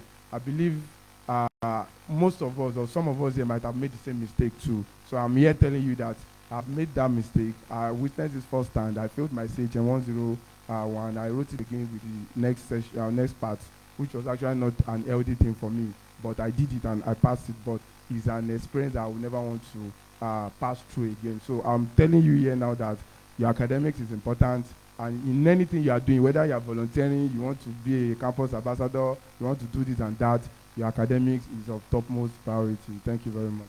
Thank you very much, sir. Okay, the same question. So to anyone that is willing to start something impactful, I would say start from now, just to build up on what everyone has said. Start from now, start from today. Your today is much more important than yesterday. What you want to do today is much more important than what you would have done last week. And, most times, to everyone in this room, our deepest fear is that we look down on our lights. We don't know the light that we carry, but all of us in this room today, we carry a high measure and a high level of light within us. But what it takes, because that light is because the convener of this program discovered his light. That's why all of us are sitting here today. So all of us also need to discover our own light to make impact wherever we are. When I was in, I think, 400 entry final year, I had a carryover. And that carryover, automatically, it meant I was going to repeat the whole year because it was one of our major courses. I'm like, just because of one course, a very technical course, I will repeat a whole 400 level. I did not know I could pray and fast too. I did not know. And that point was when I started my prayer and fasting. Maybe it's a spiritual school. God, please send my answers to them. Let them reverse it. And just maybe 3-4 months after, they reversed it. But what did that period teach me? Now, anybody that has a carryover, I can share my story with them. and tell them how I overcame it. So start now. Whatever it is that you want to do, start now. At age 22, through posting online, there was an organization that reached out to me, and they said they wanted to carry out some projects in Osun State. And I said, well, I've done so many projects. During NYSC, I did projects. The governor of Ogun State then invited me. And, because I did not feel I was capable to be sitting down with a governor's wife, I just downplayed it then. And they said, okay, we want you to help us to carry out this project in Osun State. Then I did it. And just about some weeks ago, we are still working together, and now they impacted over 805 youths in Oshogbo. But just imagine I did not start from where I was, from days of giving out sanitary pads to public school students, to days of going for advocacy. Oh, education is the best legacy. Education is the best legacy. How will that boom up till today? So please, start now, whatever you want to do. Then make use of social media. Media is one major thing every young person should be engaging and making use of now. I'll share a personal story. I'm not someone that likes social media. I don't like putting out things out there. But sometimes last year, I made up my mind that whatever work it is that I'm doing, I'm going to put it online. And one day I just woke up and I said, Lagos Business School sent me a message. Oh, come and share your Kilishi journey. I mean, you are in Oshogbo, you are not in Lagos. I mean, they don't rate, forgive me, but they don't rate Osun State. And they said, come and share your story, how you are doing this thing. And I just posted on Twitter. Oh God, it's so amazing to see how a young lady doing business in Oshogbo can be invited to Lagos Business School 3 times to come and share her story. Kilonta. And guess what, guys? The governor reposted it. People messaged me. The special advisors messaged me. Oh, we want to come and see your facility. We want to come. And they all came and saw the facility. And for me to commend them, they bought Kilishi worth over 150K. Right on the spot when they came to visit. But just imagine I did not start, or I did not put what I was doing online. Who would have discovered me? All of us, most of us in this room, we have mighty things that we are doing, but we are thinking, oh, Timba poste, let them think that way. Because there are some connections that will come by just you putting your work online. You are selling tomatoes. Somebody is selling moi and she's posting it. You that you are not doing a correct branded service-based business. Why won't you now post what you are doing? So please know that it starts now. That journey to becoming, it's not a destination like mommy said. It's a journey. It's a path that we want to go. I cannot say I want to go and meet Lade Nigeria and I want to jump from here to there. Possible. I have to take 1, 2, 3, 4, 5, 6, 7 steps to get there. And that's what I want everybody in this room today to learn. You need to take steps to get to that destination. I was selected as a Mandela Washington Fellow, and that's because they've seen track record. Most of us have track records, but we are not putting it out there. So please, start now. That journey to whatever it is that we want to be. You know, people say that Oshogbo, Osun State. I always say, please don't allow your location to limit your potential. You are Oshogbo based, you are Osun State based, you are Ife based. Does not mean that your thinking faculty is Ife based or your thinking faculty is Oshogbo based. And that is why all of us need to step up. We need to read. We need to develop ourselves. Leadership begins from personal first before you can now say you want to lead other people and impact other people. Sorry. Thank you very much. That was really, I don't know, but thank you very much.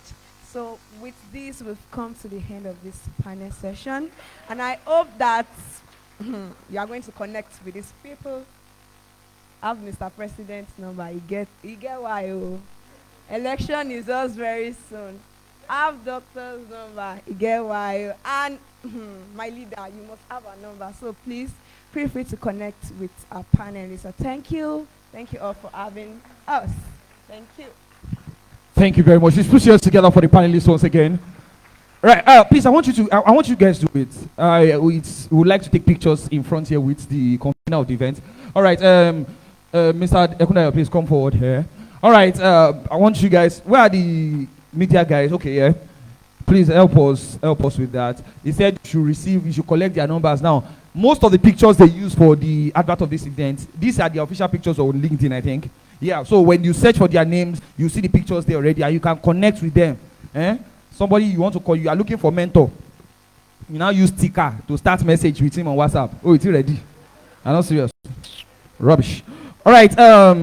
That is about mentorship, manner of approach. I was at a conference Alibaba held. Someone was coming from somewhere in the south. You know, most of these Delta Edo guys, they know how to do comedy. And he said he was coming to Lagos. Oh, what day Ojo Taton? You now start messaging him on Instagram. I'm in Lagos, sir. I want to enter the comedy industry. Baba just saw it and answer. So you guys should. Then I learned something from Lord Fame. You people should sell ego. Tying you. But basically what he's trying to say is link up with people. I have another graduate on my street that is selling food. Before now, when I greet her, only if you move down. One day I just saw that she greeted me well. Salam, how you doing? I was, okay, I'm fine. Then she didn't say anything. I said, okay, I'm going to change. 2 days later, so I'm the one selling. Oh, serious. Then she said show walk-ins. Yeah. She said show walk-ins. So Sato said show walk-ins. Whatever you are doing, post it there. Before now, up till beginning of lockdown, you will never see a picture or video of me anchoring any event. I've been anchoring events since 2008. No evidence. Nothing. Because there is this nonsense mindset I had coming from Lagos. I finished school and started working in radio, so I felt okay. When I got to Ife, we are Lagos boys now. So I didn't network at all. They said the best referrals are people that enjoy your service. They now tell other people about you. You don't need to post it yourself. Those ones you post for I didn't. Okay. All right. Most of the questions, some of the questions were answered during the panel session. I will give chance to Miss Lade Nigeria to just do justice to the ones that were not touched. We'll do that. Then we have scholarship to give out. We have awards to give out before we leave here. And there will be picture sessions for everybody. All of us. My picture. So that if you want to fund me later, it will be easy. Okay. Somebody asked that is it advisable to start a business with loan? No. It's not advisable. Because business is what? Risk. So you don't know whether people will accept what you are doing or they will not accept. So how do you tell the bank or your brother or anybody that has loaned you money? Okay,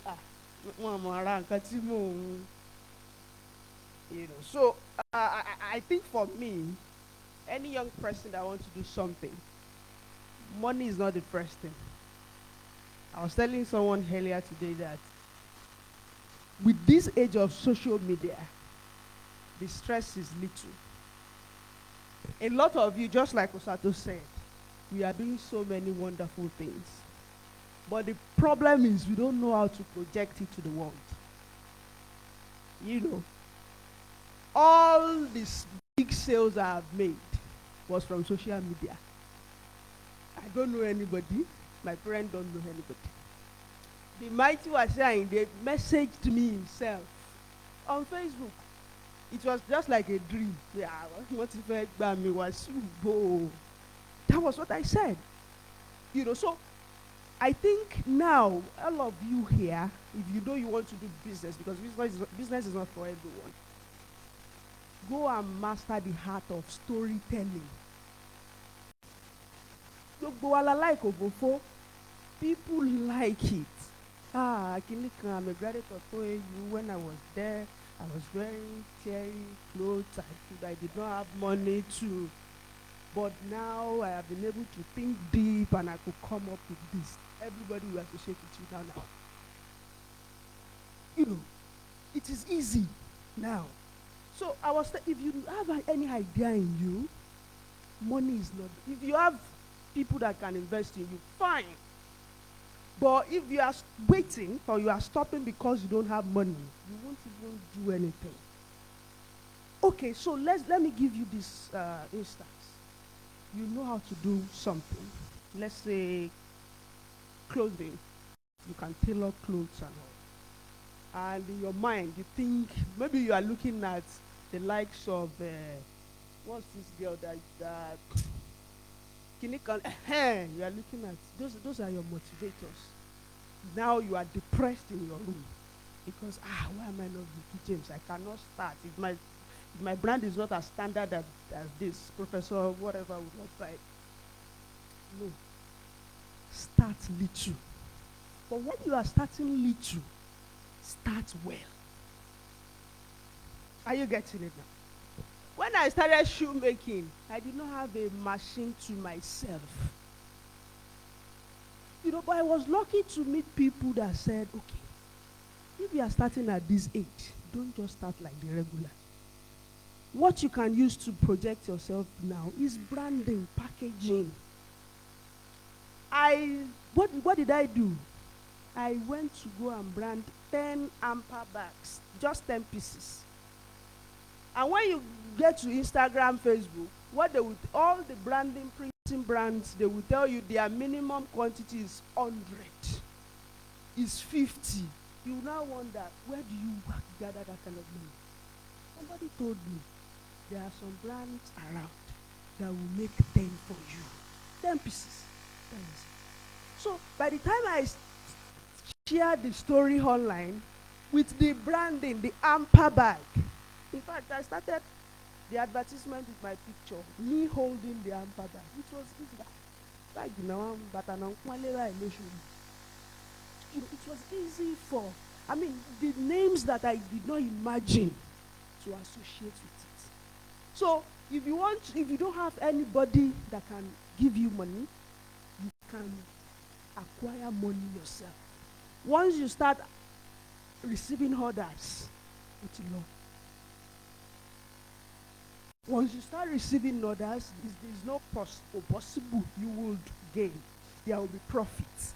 Then I tell people, anybody that wants to do business, that wants to scratch from, the only secret is you delay every gratification. By the time you are growing, so people let them see you as aligning somebody that does not have.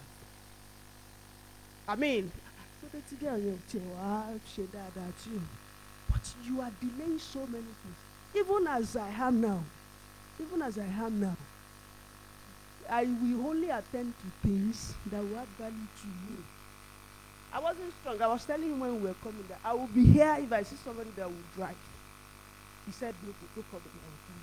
But because I know I'm coming to an academic environment. Okay, I've everything. I've received, I've learned. You know, for some persons on a Saturday like this, it's all one better. What did Jegbe say? Just to impress people on what? On media. But here, everything that is here, I will start working on them as soon as I move out of this world. So, I think I'll be able to answer that. So,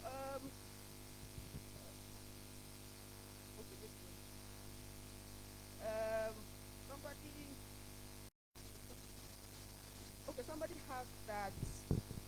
How do you handle betrayals in business? Okay, even before business, are people not betraying you? Okay, even before, in that hostel that you are staying, is everybody your friend? I think that is a normal thing. There is no way you can do that. You can do without that. As I'm here now, if they ask me what is the greatest challenge you've ever faced in business, I will tell you two things. You need you 2 points in my life. Because for me, I strive better with challenges. Kìíní kan ṣẹlẹ̀, that's enough for you to break it. Mi ò kí n break you. In that challenge, I will see positivity. I get it. But finance and people, that's the two major challenges that I've been facing. Finance and people. Now, how? A lot of people that are coming to work with you, it's not because they love you. A lot of them, one, want to come and stay around for a while to steal your ideas. A lot of them are, especially if you are doing well, in their mind, Lagata is doing for Christmas. Let's just go there and look. As little as I have employed older people that are enough to vet me, and they are armed robbers, real one. You would imagine somebody that is over 50 now coming to work with a younger person. In your mind, what you are saying is,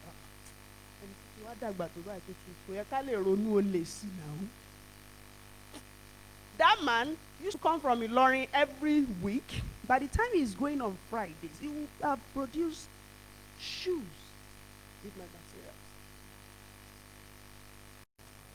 So many. I think the only solution to that, structure. Even with structure, of course it will happen.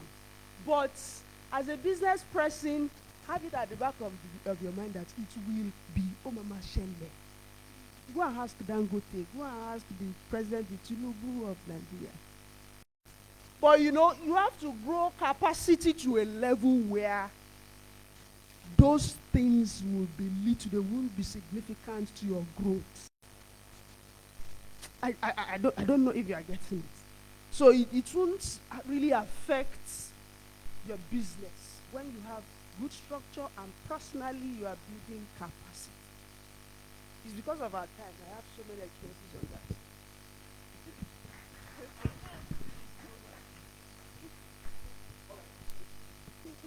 All right, so just to add to what Madam Ladea said, speaking in terms of funding, one major way where we can get funding for our business is through attending conference, because at the end of the day, some of this conference they give scholarship.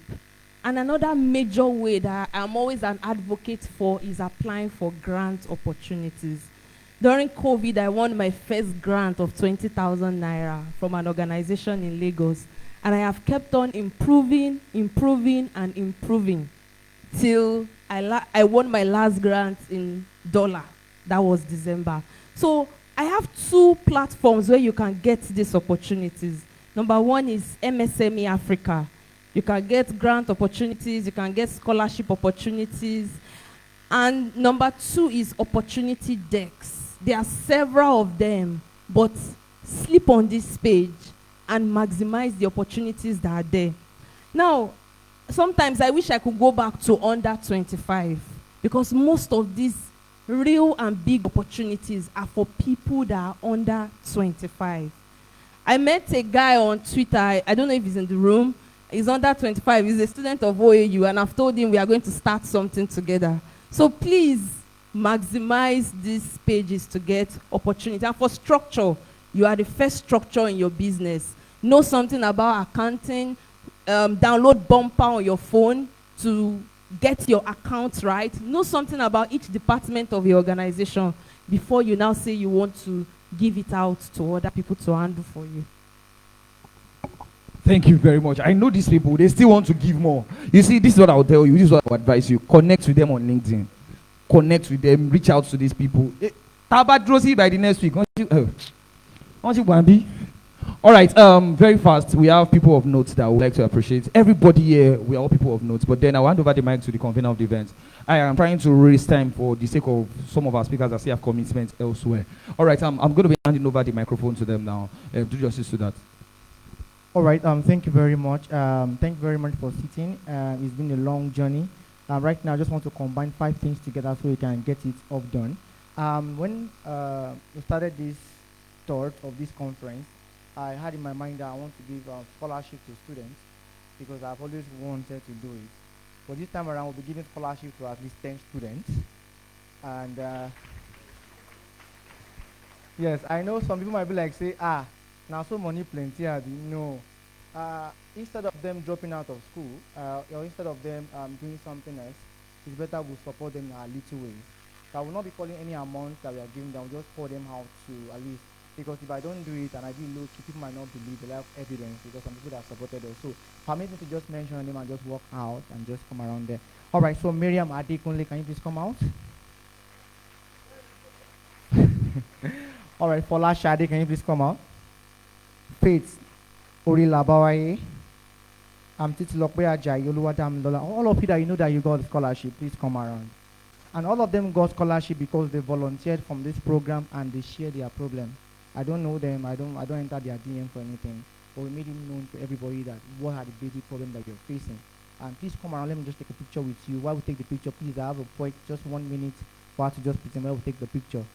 Faith Adeniji, please in 1 minute, please come and let's take the picture. Faith Adeniji, come. If you want the scholarship, please come forward. Let's take a picture so that with the convener of the event. While Faith Adeniji gives us a presentation. Where's Faith? You? Oh.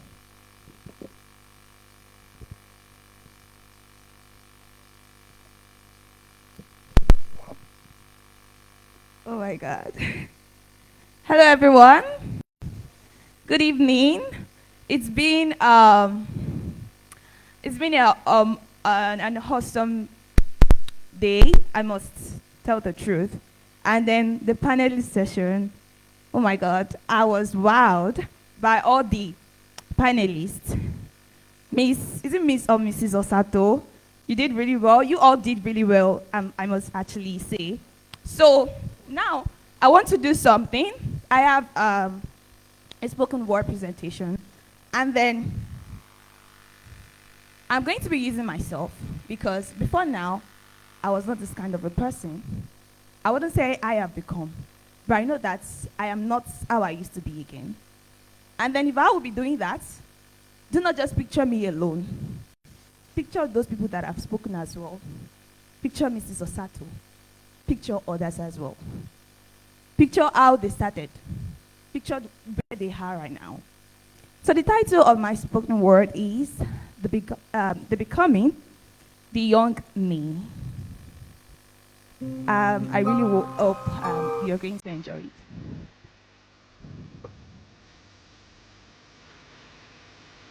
The young me was a timid individual, equipped with potential, but never thought I was limitless in unleashing it. Troubled with the guilt of not giving an expression to it, I sat, reflected on the possibilities and impossibilities of unleashing it, thinking deeply. Dawned on me was a thought to embark on a mission of feeling unlimited and having my potential unleashed and being useful. I have been wrong, yes. Talented, yes. Full of potential, yes. But feeling unlimited. The narrative needed to change. And so, I embarked on a journey. A mission, I called it. Called Youth on a Mission. A mission of becoming myself. Becoming the real me. Becoming what I have been created to be. The journey was tough, but I must say, it was worth embarking upon. Look at me now. Look at them now. What can you see? A lady, a man, a vibrant youth who embarked on a mission and has now become that has been created for. I wanted to become, and so I embarked on a journey of becoming. You as a youth, do you want to become as well? And are you ready to embark on the same journey? Choose to become. Thank you. Choose to become. All right, thank you very much. Last part, I'm sorry for time. All right, we want to appreciate people that have been with us for a long time in the organization. And one thing we have been doing over the past 7 years is not just changing people that facilitate or the faculty member. We have consistently hold on to people that have been with us, standing by us through the journey. And I would like to invite Professor Bukola Oyebamiji to present this award to someone. Before I call his name, I remember then when things were a bit difficult, when we were trying to build the brand out, what I was in fact, 2, 3, pushing things together. There was a lady that we saw when we went for outreach, and he really cried. He said, "For the white top, let's go, you know, of a law school." He cried. And I said, "Please, now I remember." And therefore he said, "Please, I want to go to school." So we tried our best, and I reached out to Lawson. We went about 2 hours biking to the guy's house, spent 2 hours to stay with him. And with the influence of him and the support of his classmates, we need to raise funds for the child. I don't know where the guy is now because he's not giving us information directly. So Lawson said, "Abba, Akinwumi, Ojo."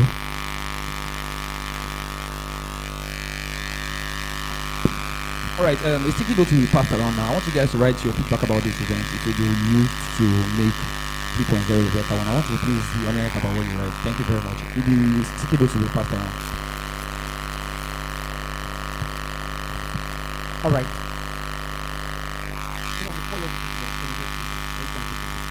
All right, the first person that wrote the article that got that young lady a scholarship for a whole lifetime education was Memuna Ali.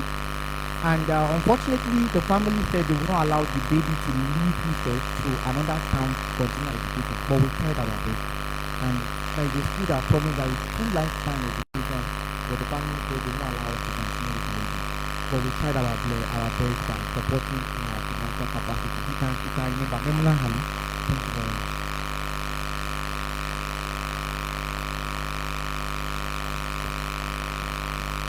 In the year 2020, where we had one of the first biggest conference, that is Holistic Reflection of Human Capital Development. There was this young amazing man that joined us. I didn't know. Later on, life brought us together in another conference that is here in Nigeria. And later on, we became so close. And later on, he came and lived his life and his wife, getting to eat around 1 a.m. one day. And I was shocked because he wanted to make impact with me. Thank you very much, Samuel Gombiadi.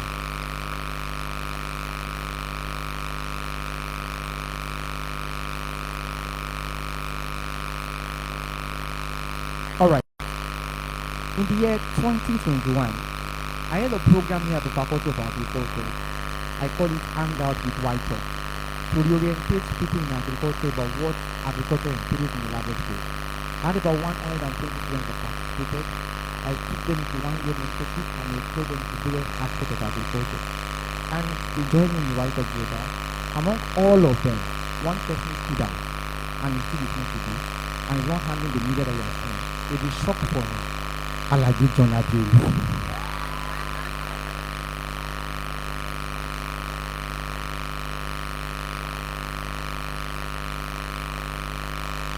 I want to call Latin Nigeria because I find please come forward to my join us. All right. When I met mommy, mommy said, "I'm like, I'm ashamed." And we traveled a long distance. I was like, this first time of carrying 400 students on the journey. It took about one Marco Polo 32-seater bus like 5 and 18 passengers. When we are going on this, if you come in our midst, we are lost on a long journey. And God kept us. And she became my mother. We call her Mommy YTOP. For those who don't know, I have a mommy here. And my family knows her very well because she has taken her as son, and I'm very happy. She took us as a son. Every Christmas we are on stage, we call us to our family, we celebrate together. She encourages us. You know, she doesn't know that she's doing right for us, and many of us are saying, "Can you keep on Professor?" And I'm superly honored that I'll be the first person to give the professorship award as Professor Bukola Oyebamiji. Also permit me to bring on board my leader, leader of leader. Don't go, ma. Mr. Oluwatomi Sonlatoyi. When I was dreaming about YTOP, I knew there will be one day in which I will hand over to another person that will continue the journey. I won't be the CEO forever. You better honor myself. Where somebody else will continue to lead. I'm permitting to honor this man, Michael Uluwadamilai. Let's see that.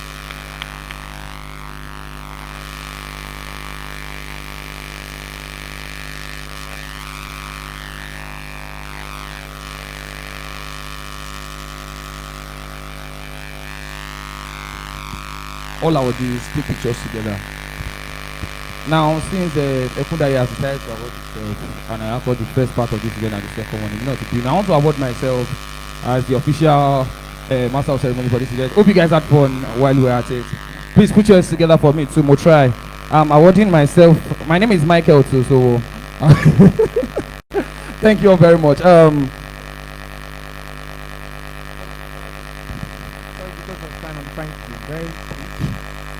In our leadership board, you can finish now. In our leadership board, we have to change leadership position. And I reached out to the committee in charge that among those that have been working with them, who can help and then pick up the mantle. And this is the message. He said, regarding the task, I did my check and hereby recommend Sokola Peace as the YTOP Global Volunteering Hub Coordinator for Embark University, and Oseyem Chidema as the Deputy Coordinator. And they got a 50 because they said you are there when everybody was complaining. So thank you very much for that. Then one more time, I want us to cut the cake, and we have a pledge that will carry us in YTOP because I believe everybody is YTOP. We are all young, am I correct? The professor can still be young, but nobody is young. Are we all young? Are we all talented? Are we optimistic? And are we full of potential? So please take out your phone, open your camera, and display the pledge here. So we all take it together, and the pledge for us to continue to lead to the YTOP, solving problem wherever we are, not minding what the situation is going on. This project is on the board, let's all do that. Please take out your phone, but let's rise. Yeah, done, then we'll call the people and we'll take pictures. Yes. All right, so let me use that. We are standing up. Let me invite all the volunteers from the regional coordinator to the media head, everyone that participated in this conference, please come out. Come out, come out, come out, come out, come out. Everybody that participated in this conference on the shirt, please come out. Please project the pledge so we take everything together. Everyone that participated in the conference, please come out. They want you to see, yes. Please come out and we'll cut this together. John, is he on?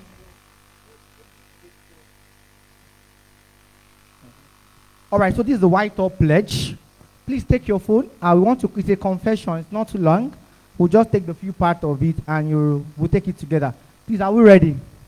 Please open your phone camera, your selfie, just to confess that this is what we'll continue to do. Are we ready? So let's go on the next slide. Can we all see it? Or let me read it and you follow. All right, today, I embrace my role.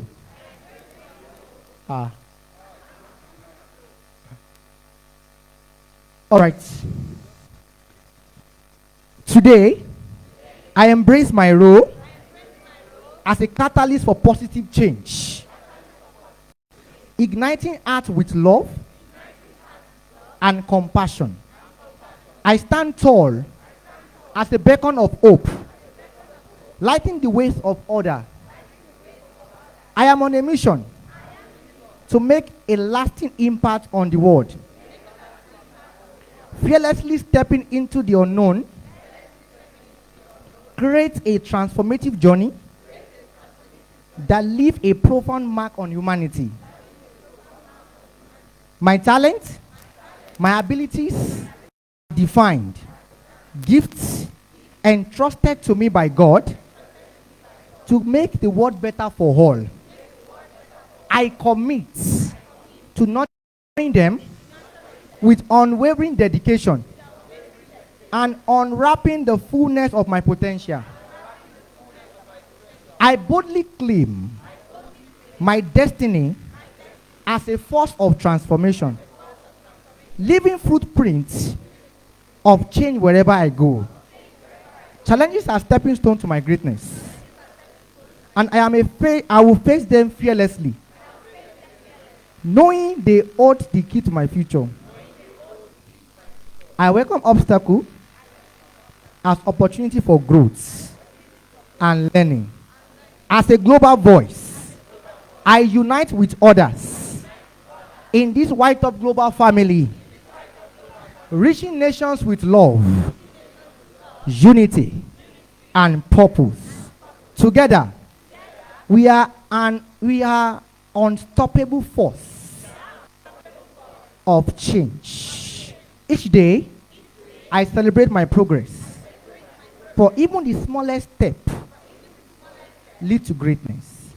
I take responsibility of my actions, knowing they shape the world, and I desire to create one.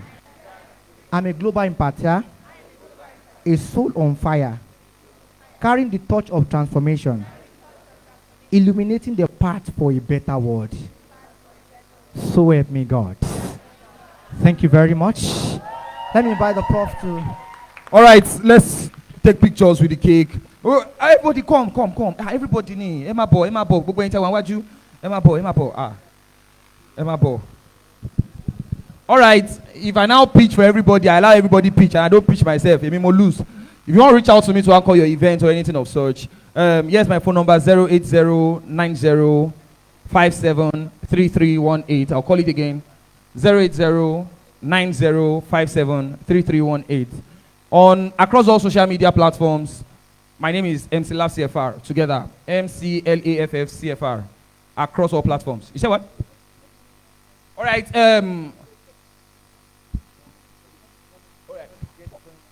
All the guests, I want you to please. All right, please let all the guests come. And please, our students, once you are done, please come. Let's take a group picture like this so we can spread our love outside. Please let them, please give away, let them come in. Yes.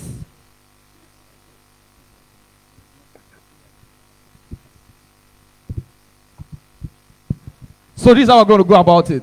I want you guys to join. Please let me make way for Sato, please. Thank you very much. Yeah, let her join. Let her come and meet you. Hello. Stand beside. Exactly. Memuna join. Everybody in front. If you are exactly. Let's arrange it. Where are the photographs? Is the arrangement okay? All right. If you need, say it. Arrange them well. Good. All right. Everybody say chin chin. Exactly. Now we are going to cut the cake after we spell YTOP. YTOP. I want everybody to smile and we'll cut it. Did you get it? All right. Everybody will spell it together. YTOP. YTOP. Woo! Exactly. Please get this. Take pictures. Isa? All right, everybody, all participants, if you want to join on stage, this is your time. If you want to farms, you want to join, you want to make connections that will be able to flaunt, let's do that. Let's come up on stage, take pictures together, build connections that will last a lifetime. I enjoyed anchoring this event as much as I know you enjoyed being a part of it. So thank you very much for the opportunity, YTOP Global. This is me signing out.